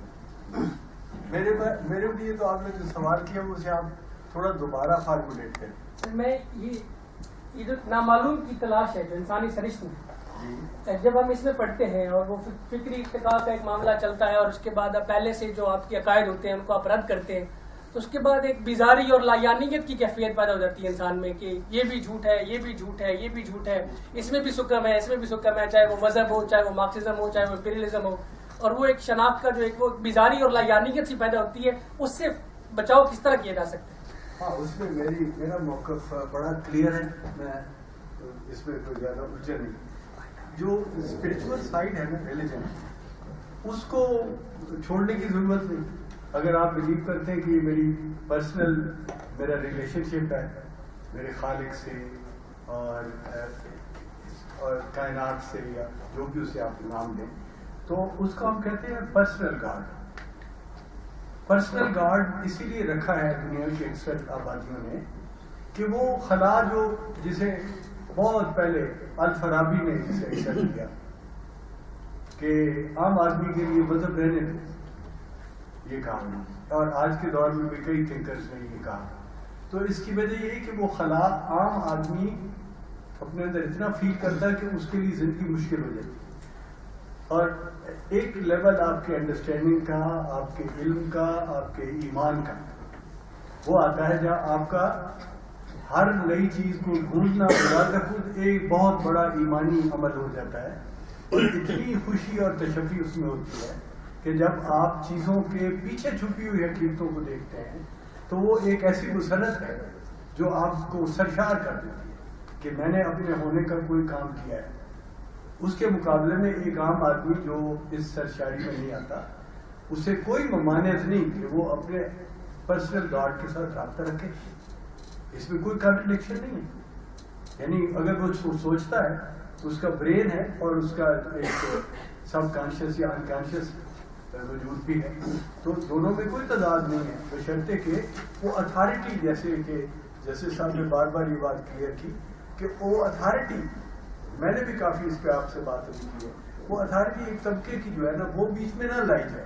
یہ آدمی اگر بیٹھنا چاہتا ہے گاڑی میں تو آرام سے بیٹھ جائے، اس کو کوئی دقت نہیں. 5 وقت نماز بھی پڑھ رہا ہے، پھر وہ یہ بھی چاہتا ہے کہ ثواب کی ایک اور ٹوٹلی کہاں سے ہے، تو یہ آدمی تو کبھی بھی نہیں سیکھ سکتا. اس حد تک جو گاڈ ہے کہ جو ایک آرگنائزڈ ریلیجن سے آپ نے جا کے اتھارٹی لے لی، وہ اس کو ہم اپوز کرتے ہیں. کیونکہ یہ جب یہ اتھارٹی جو آرگنائزڈ ریلیجن کی ہے وہ باقاعدہ ارادے سے اور فیصلے سے آپ کو ڈسکوری آف دی اننون نہیں کرنے دیتی. اس لیے ہم کہتے ہیں کہ پرسنل گاڈ آپ رکھیں اور اس آدمی کو ایکسکلوڈ کر دیں. میں ٹھیک ہے، میں ڈس ایگری نہیں کرتا کہ ہمیں علم ہونا چاہیے. میں نے بغارت مبالغے میں تہذیبی نرگسیت میں پوری آیات کے ساتھ، سیاق و سباق کے ساتھ، ہسٹری کے کانٹیکسٹ میں پوری ڈسکشن کی ہے، اور مجھے کانفیڈنس ہے کہ مجھ سے میرے ساتھ کوئی بندہ آ کے مولوی کو عالم سے بڑا عالم نہیں ڈیبیٹ کرے گا ان ایشوز کے اوپر. اسی لیے چپ کر گئے، اس کے اوپر کوئی بات نہیں کرتے. اتنی بڑی چیلنجز والی کتابیں ہیں دونوں، لیکن پورے ملک میں ایک عالم یا ایک کوئی مفکر نہیں جس نے چیلنج کیا ہو کہ بکواس کرتا ہے. اس لیے کہ نہیں کر سکتے. کرنا چاہیے، ہمیں علم ہونا چاہیے. میں تو خود کہتا ہوں یہ ہوسٹائل پچ پہ کھیلنے والی جو بات ہے نا کہ ہم ان کی پچ پہ نہیں کھیلیں گے، یہ غلط بات ہے. ان کی کون سی پچ ہے؟ وہ ٹھیک ہے انٹرنیٹ کی ساری کاریگریاں وہ سیکھ گئے، لیکن وہ 2 منٹ کی زیادہ ڈیبیٹ آپ کے ساتھ کر نہیں سکتے. فوراً جھاگ جاری ہو جاتی ہے، اس قدر انہیپی ہو جاتے ہیں کوسچن سے. اس لیے انہیں اتھارٹی کو آپ ہر طرح سے چیلنج کریں، by knowing Islam and by ignoring them. Both are ways. Ignore کریں تو بہت ہی اچھا ہے، کیونکہ کلیش اچھی بات نہیں ہے. اور وہ چاہتے ہوں گے جب آپ کوئی موومنٹ بنائیں گے ذرا سی بھی تو they would love to come in clash. اس کو اوائڈ کرنا چاہیے. ہم اللہ اور رسول کو ہم اپنی پراپرٹی، اپنی چیز، اپنی ملکیت مانتے ہیں. آپ کے ذریعے نہیں ہے، آپ اتھارٹی نہیں ہے کہ آپ ڈیسائیڈ کریں کہ میرا اللہ اور میرا رسول میرے ساتھ کیسے رابطہ کرے. آپ کے تھرو رابطہ کیوں میں کروں؟ آپ کون ہوتے بیچ میں مجھے بتانے والے؟ یہ آپ کہیں کہ بس فارغ ہو سکتے ہیں اس میں. اور وہ جتنی آپ کو اصل بات کیا ہے، انسیپشن سے ہمیں سکھایا جاتا ہے کہ یہ آپ کا مسلمان ہونا آپ کو پابند کرتا ہے کہ آپ اس رابطے کے اندر آئے. پھر آپ آہستہ آہستہ جب کوئی پکڑ لیتا ہے آپ کو، تبلیغی جماعت کا ہو یا وہ دوسرا آرگنائزڈ ریلیجنز ہے نا دونوں، وہ پھر جب آپ کو پکڑ لیتا ہے تو وہ آہستہ آہستہ آہستہ آپ کو باعمل مسلمان بنانے کا بہانہ رکھ کے پہلے باعمل بناتا ہے، یہ کرو وہ کرو، مسجد میں آؤ یا مجلس میں آؤ، اور پھر آہستہ آہستہ آپ کو الٹیمیٹلی جہاد تک لے جاتا ہے. یا آپ کو کہتا ہے کہ سارے کام چھوڑ دے اللہ کے بندے، اور اللہ کی راہ میں نکل جائے یورپ جا کے اچھی اچھی شکلیں بھی دیکھنا اور تبلیغ بھی کرنا. ابھی میں پرسوں سے 4 دن سے ایک کاریگر کو کہہ رہا ہوں کہ میرے جنریٹر پر گیسکٹ لگا دو, اور وہ مجھے ایک ہی فکر کہتا ہے, اللہ والے آواں گے, اللہ والے آواں گے, کیوں گھبراتے ہو. میں نے پھر اس نے الٹیمیٹلی وعدے دی. میں نے کہا جی وعدہ کرے کہ آپ کس دن آئیں. نہیں جی وعدہ نہیں کرتے, وعدہ نہیں کرتے. میں نے کہا حضور صلی اللہ علیہ وسلم نے تو صرف منہ سے کہہ دیا تھا کہ میں انتظار کروں گا, سارا دن انتظار کرتے رہے. تو آپ کے لیے یہ پرابلم ہے, آپ نے مجھے 4 دفعہ کہا کہ میں پرسوں آؤں گا, اور اب آپ کہہ رہے ہیں جی وعدہ تو نہیں کیا تم نے. اور میں جب کہتا ہوں وعدہ کرے تو آپ کہتے وعدہ تو نہیں کر سکتے. کہتا جی میں آپ کے اسی کام کی وجہ سے رکا ہوا ہوں, میں تو مشن پہ جانا تھا, تبلیغی جماعت والے چلے گئے, میں بڑا پچھتا رہا ہوں کہ میں کیوں نہیں گیا. یعنی کام پڑے رہے, لوگوں کے گھروں میں جو آپ نے پیسے لے کے کام کیا ہوا ہے وہ چوپٹ ہو جائے, بچے آپ کے آوارہ ہو جائیں, لیکن آپ یورپ والوں کو ایمان سکھانے جا رہے ہیں. اور ایک بڑا مشہور واقعہ ہے کہ ڈینش یا ڈچ ایمبیسی میں بندہ مولوی صاحب دینے گئے ویزا, تو اس نے پوچھا کہ آپ کیا کرنے جانا چاہتے ہیں. اس نے کہا جی میں ان کو نیکی اور اچھائی سکھانے جانا چاہتا ہوں. تو اس نے کہا میں انارکلی آپ نے دیکھی ہوئی ہے, لاہور کا تھا بندہ. کہ ہاں جی دیکھی ہوئی.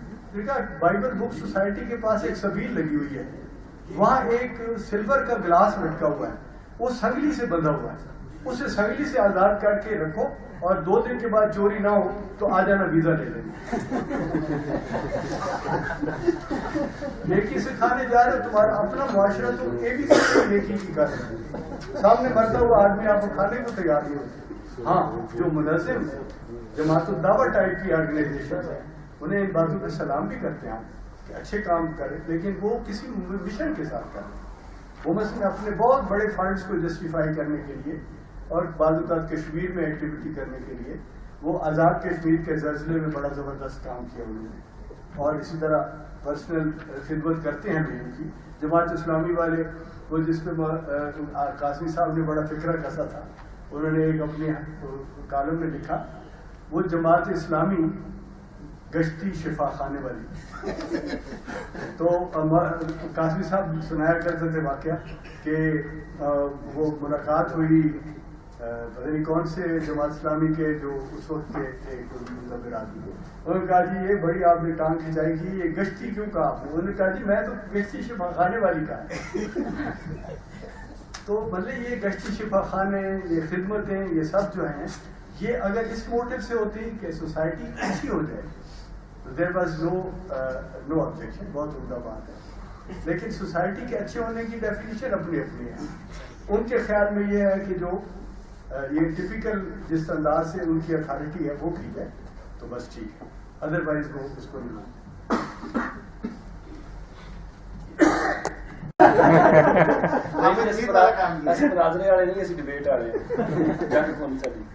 نہیں وہ ڈبیٹ کا جو پاکستان میں مطلب ہے وہ ٹاک شوز میں نظر آتا ہے. ایک دفعہ ٹی وی والوں نے مجھے بلایا اور ساتھ خواجہ مسعود صاحب کو, تو ان کو خیال یہی تھا کہ دونوں ہم پھول جڑیاں چھوڑیں گے ایک دوسرے کے خلاف. ضروری نہیں ہے, اور ہم بہت ساری میرے actually it's a privilege for me to sit with him. میرے خیال ہے آئیڈینٹی کا جو مسئلہ ہے نا وہ اسی لیے پرابلم ہے کہ ہم بائنری تھنکنگ کی سوچ کرتے ہیں, اور آئیڈینٹی کا مسئلہ تبھی آتا ہے جب ہم دوسرے سے مختلف اپنے آپ کو بتانا چاہیں. ہم ایک وقت میں کئی آئیڈینٹیز بھی ہو سکتی ہیں, اور آئیڈینٹی ضروری نہیں ہے کہ آپ کی ایک ہی ہو اور وہ مکمل ہو. تو یہ تو جدید دور کے یہ مسئلے ہیں, اور شروع اس سے ہوئے ہیں جب سینسس شروع ہوا اور برطانوی جو حکمران تھے ایسٹ انڈیا کمپنی کے اس وقت, ان کے لیے بڑا حیران کن تھا. وہ سمجھتے تھے کہ بنگال میں سارے ہندو ہیں. تو جس وقت سینسس ہوا تو پتہ چلا کہ وہاں جن علاقوں میں سمجھتے تھے کہ وہاں ہندو ہیں وہاں اکثریت مسلمان ہوتے تھے. تو انہوں نے پھر یہ نئی ٹرم نکالی تھی نامنل مسلم. تو پیور مسلم ہوتا ہے, ایک نامنل مسلم ہوتا ہے. بھارت تو آئیڈینٹی جو ہے نا وہ ہمارے لیے اس لیے پرابلم بنی ہوئی ہے کہ ہم اس کو اپوزٹ آئیڈینٹیز کے طور پر پرائمری اس میں دیکھنا چاہتے ہیں, اور اسی کی وجہ سے ہمارا ڈبیٹ بھی وہ 2 مونولوگ ہوتے ہیں. دونوں طرف سے وہ اپنا اپنا بول کے بالکل نہیں ملتے. اور اب تو اس سے بھی ترقی ہو گئی ہے کہ 5 یا 6 بیک وقت بولتے ہیں تاکہ کسی کا پتہ ہی نہیں. آپ کا سوال تھا اسلام مکمل ضابطہ ہے. دیکھیے یہ پرابلم ہے. یہ جملہ جہاں تک میری تحقیق ہے مولانا مودودی کا ہے. یہ ماڈرنٹی کا ان کے نزدیک ایک حل ہے. ان کی کتابیں آپ پڑھیں, Islam and economic system, Islam and political system, اس میں ان کے نزدیک کانسیپٹ دین کا ہے ریاست. دین ایک اسٹیٹ ہے, یعنی آپ دین کے لیے اسٹیٹ مکمل قائم کریں, اور دین کمپریہنسو ہے, ہر لحاظ سے مکمل ہے. اس کی بحث میں انہوں نے یہ جملہ کہا تھا جو ہم نے سب نے قبول کر لیا کلمہ کی طرح, اسلام مکمل ضابطہ حیات ہے. مکمل ضابطہ حیات کا کمپلیٹ کوڈ آف لائف, یہ سارا یہ ماڈرن کانسیپٹ ہے. اسلام مکمل دین ہے. دین کے معنی انہوں نے ضابطہ حیات کیے اور پھر یہ مکمل ضابطہ حیات. تو میرے خیال ہے یہ اس کی جو کمپریہنسونیس ہے, اس میں بہت لمبی بات ہو جائے گی, لیکن میں مختصر یہ کہوں کہ سب سے زیادہ فقہ میں یہ بحث آتی ہے کہ ہر چیز کے لیے قانون ہے, ٹھیک ہے. اس میں کرمنل لا مکمل نہیں ہے, کمرشل لا مکمل نہیں ہے, کانسٹیٹیوشن پہ بالکل بحث نہیں ہے. بہت سارے ایسے مسئلے ہیں جن پہ فقہ کچھ نہیں کہتے. وجہ اس کی کیا ہے کہ ان کے نزدیک یہ مسائل نہیں تھے. ان کے نزدیک کانسٹیٹیوشن اور یہ سب جو تھا نا, یہ تعلق رکھتا تھا پولیٹیکل تھیوری سے. اس کے لیے الگ کتابیں لکھتے تھے, اور اس میں جو بھی ہسٹری میں جو ہوتا رہا اس کو انہوں نے ایکسیپٹ کیا. یہاں تک کہ جب آرمی جنرلز نے حکومت پہ قبضہ کیا تو اس کو امام غزالی نے استیلا کو بھی ایک form of caliphate, formation of caliphate مان لیا. تو میرا خیال یہ جو تصور ہے اس کو سوچنے کی ضرورت ہے. اگلا سوال تھا کہ اسلام کی عالمگیر ہونے میں, سوال میں بہت ساری چیزیں ہیں جو آپ نے شامل کر دی ہیں. پھر انتہا پسندی کہاں سے آ گئی؟ دیکھیے, اسلام کے عالمگیر ہونے کا ایک تو یہ مطلب ہے کہ Islam is not only for Muslims, Islam سب کے لیے. اور اسلام صرف حضرت محمد صلی اللہ علیہ وسلم سے شروع نہیں ہوتا بلکہ حضرت آدم سے شروع ہوتا ہے. اس کا مطلب ہے کہ آپ کے یہودی, آپ کے عیسائی, مسیحی, یہ سب مسلمان ہیں. کم از کم یہ تو کتاب کے ہمارے اس کے حساب سے. لیکن اس کے علاوہ بھی جتنے مذاہب ہیں وہ سارے کے سارے اسلام ہیں. کیوں کہ قرآن مجید کا کہنا ہے کہ کوئی امت ایسی نہیں جس میں اللہ تعالیٰ نے اپنا ڈرانے والا نہ بھیجا. تو جو سلسلہ ہے انبیاء کا, جو سلسلہ ہے اللہ تعالیٰ کی طرف سے وہی کا, وہ سب جگہ آتا رہا ہے. اس لیے جو اللہ کو مانتا ہے وہ مسلمان ہے, ٹھیک ہے. ایک تو اسلام کے عالمگیر ہونے کا یہ مطلب ہے کہ ہم صرف مسلمانوں کو نہ کہیں کہ یہ صرف مسلمان اسلام کے قائل ہیں. سارے مسلمان ہیں اور سارے اسلام کے قائل ہیں. ایک تو یہ ہے مانا. دوسرا, عالمگیر کا یہ مطلب ہے کہ آج کے زمانے میں عالمگیریت جو ہے وہ یہ مانا نہیں کہ آپ کا سب پہ غلبہ ہو, بلکہ یہ ہے کہ اس وقت جو ڈائیورسٹی ہے اس میں آپ جینا سیکھیں. پہلے یہ ہوتا تھا کہ آپ کے, چاہے وہ رومن پیریڈ ہو یا کسی کا بھی پیریڈ ہو, جو ڈومیننٹ ہے اس کے فرسٹ رائٹ ہوتا تھا, اس کو سارے ہوتے تھے. جو دوسرے ہیں مفتو, ان کے لیے الگ رائٹ ہوتے تھے. جو جنگوں میں قابو آتے تھے ان کے لیے آدھے رائٹ یا بالکل رائٹ نہیں ہوتے تھے. تو اس وقت جو عالمگیریت ہے وہ یہ ہے کہ آپ چاہیں یا نہ چاہیں, مغرب میں اسلام ہے, اسلام میں مغرب ہے. آپ کے ساتھ اس وقت اسلامی مملکت میں دوسرے مذاہب کے لوگ بھی ہیں, اور ان کو آپ کے کانسٹیٹیوشن نے, چونکہ انہوں نے ہماری جدوجہد آزادی میں برابر کا حصہ لیا ہے, تو ان کے برابر کے رائٹس آپ کو دینے پہ آپ مجبور ہیں. تو یہ سارے کے سارے جو نئے فارمز آئے ہیں لائف کے, اس میں آپ کو ڈائیورسٹی کو آنر بھی کرنا ہے, ڈفرینس کو آنر بھی کرنا ہے, اور یہ عالمگیریت کا تقاضا ہے. انتہا پسندی کہاں سے آئی؟ اس میں انتہا پسندی کا ایک تو یہ تصور آیا کہ ہم نے ایک اسلام کا واحد مقصد ایک اسلامک اسٹیٹ قائم کرنا ہے. جہاں کہیں بھی ہیں آپ اسلامک اسٹیٹ قائم کریں, چاہے وہ قائم ہو سکتی ہو یا نہ ہو سکتی ہو. ایک تو اس سے آئی انتہا پسندی. دوسرا, اس کی انتہا پسندی اس سے آئی کہ آپ کے پاس سب چیزوں کا حل موجود ہے، مکمل دین ہے، مکمل ضابطہ حیات ہے، آپ کو کسی دوسرے ضابطہ حیات کی ضرورت نہیں ہے، آپ کسی کے محتاج نہیں ہیں، جو کچھ بھی آپ کے پاس ہے. تو یہ ایسی سوچ ہے جس میں پھر آپ کسی دوسرے کی شرکت، کسی دوسرے کے ساتھ بات چیت، کسی دوسرے کے ساتھ گفتگو کو کرنے کی ضرورت نہیں سمجھتے. یہ بھی آپ کو ایکسٹریم پہ لے جاتی ہے. پھر اس کے ساتھ یہ ہے کہ جو آپ کی سوچ ہے اس کو آپ نے میٹافزیکل اور مذہبی بھی بنا دیا. فلسطین کا مسئلہ تھا یا کشمیر کا مسئلہ تھا، اس کو آپ نے مذہبی بنا کے اس کو ایسی جگہ اپنے آپ کو پہنچا دیا کہ اس کے بعد آپ پیچھے نہیں ہٹ سکتے، کوئی گیو اینڈ ٹیک نہیں ہو سکتی، کچھ کر نہیں سکتے.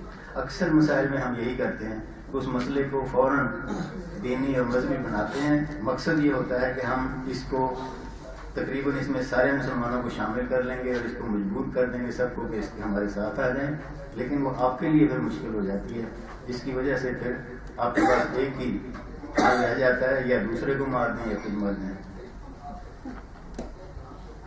میریکلز کے بارے میں دو طرح سے میں اس کا جواب دوں گا. ایک تو آپ کا سوال ہے، دوسرا یہ کہ میریکل کا جو تصور تھا وہ میڈیول تھیولوجی کے تھا اور اسلام سے پہلے کی تھیولوجی دوسرے مذاہب میں تھی کہ جو میریکل ہے وہ جو آدمی دعویٰ کر رہا ہے، جو نبی ہے، جو پروفٹ ہے، اس کی حقانیت یا اس کی ٹروتھفلنس کو ثابت کرنے کے لیے گاڈ انٹرفیئر کرتا ہے اور ایک ایکسٹرا آرڈنری ایونٹ پیدا ہوتا ہے. یہ اس وقت کا ریشنلزم تھا، لاجک تھا. اگر غزالی کو پڑھیں، وہ نبوت کی ریشنل جو توجیہ ہے، وہ کہتا ہے کہ عقلی توجیہ یہ ہے کہ جب نبی دعویٰ کرتا ہے اور اس کے بعد اس دعوے کے ساتھ ہی ایک ایکسٹرا آرڈنری ایونٹ پیدا ہوتا ہے، تو یہ آپ کو مجبور کرتا ہے کہ چونکہ آپ نے اسے دعوے کو چیلنج کیا ہے تو اب اس کا ثبوت آ گیا تو آپ اس کو اب مان لیں. غزالی کے نزدیک یہ ریشنلزم تھا. اسلام کے بارے میں خاص سر سید اور بہت سارے دوسرے گروپس کا، آرتھوڈاکسی کا کوئی طرف چھوڑ دیجیے، ان کا کہنا یہ تھا کہ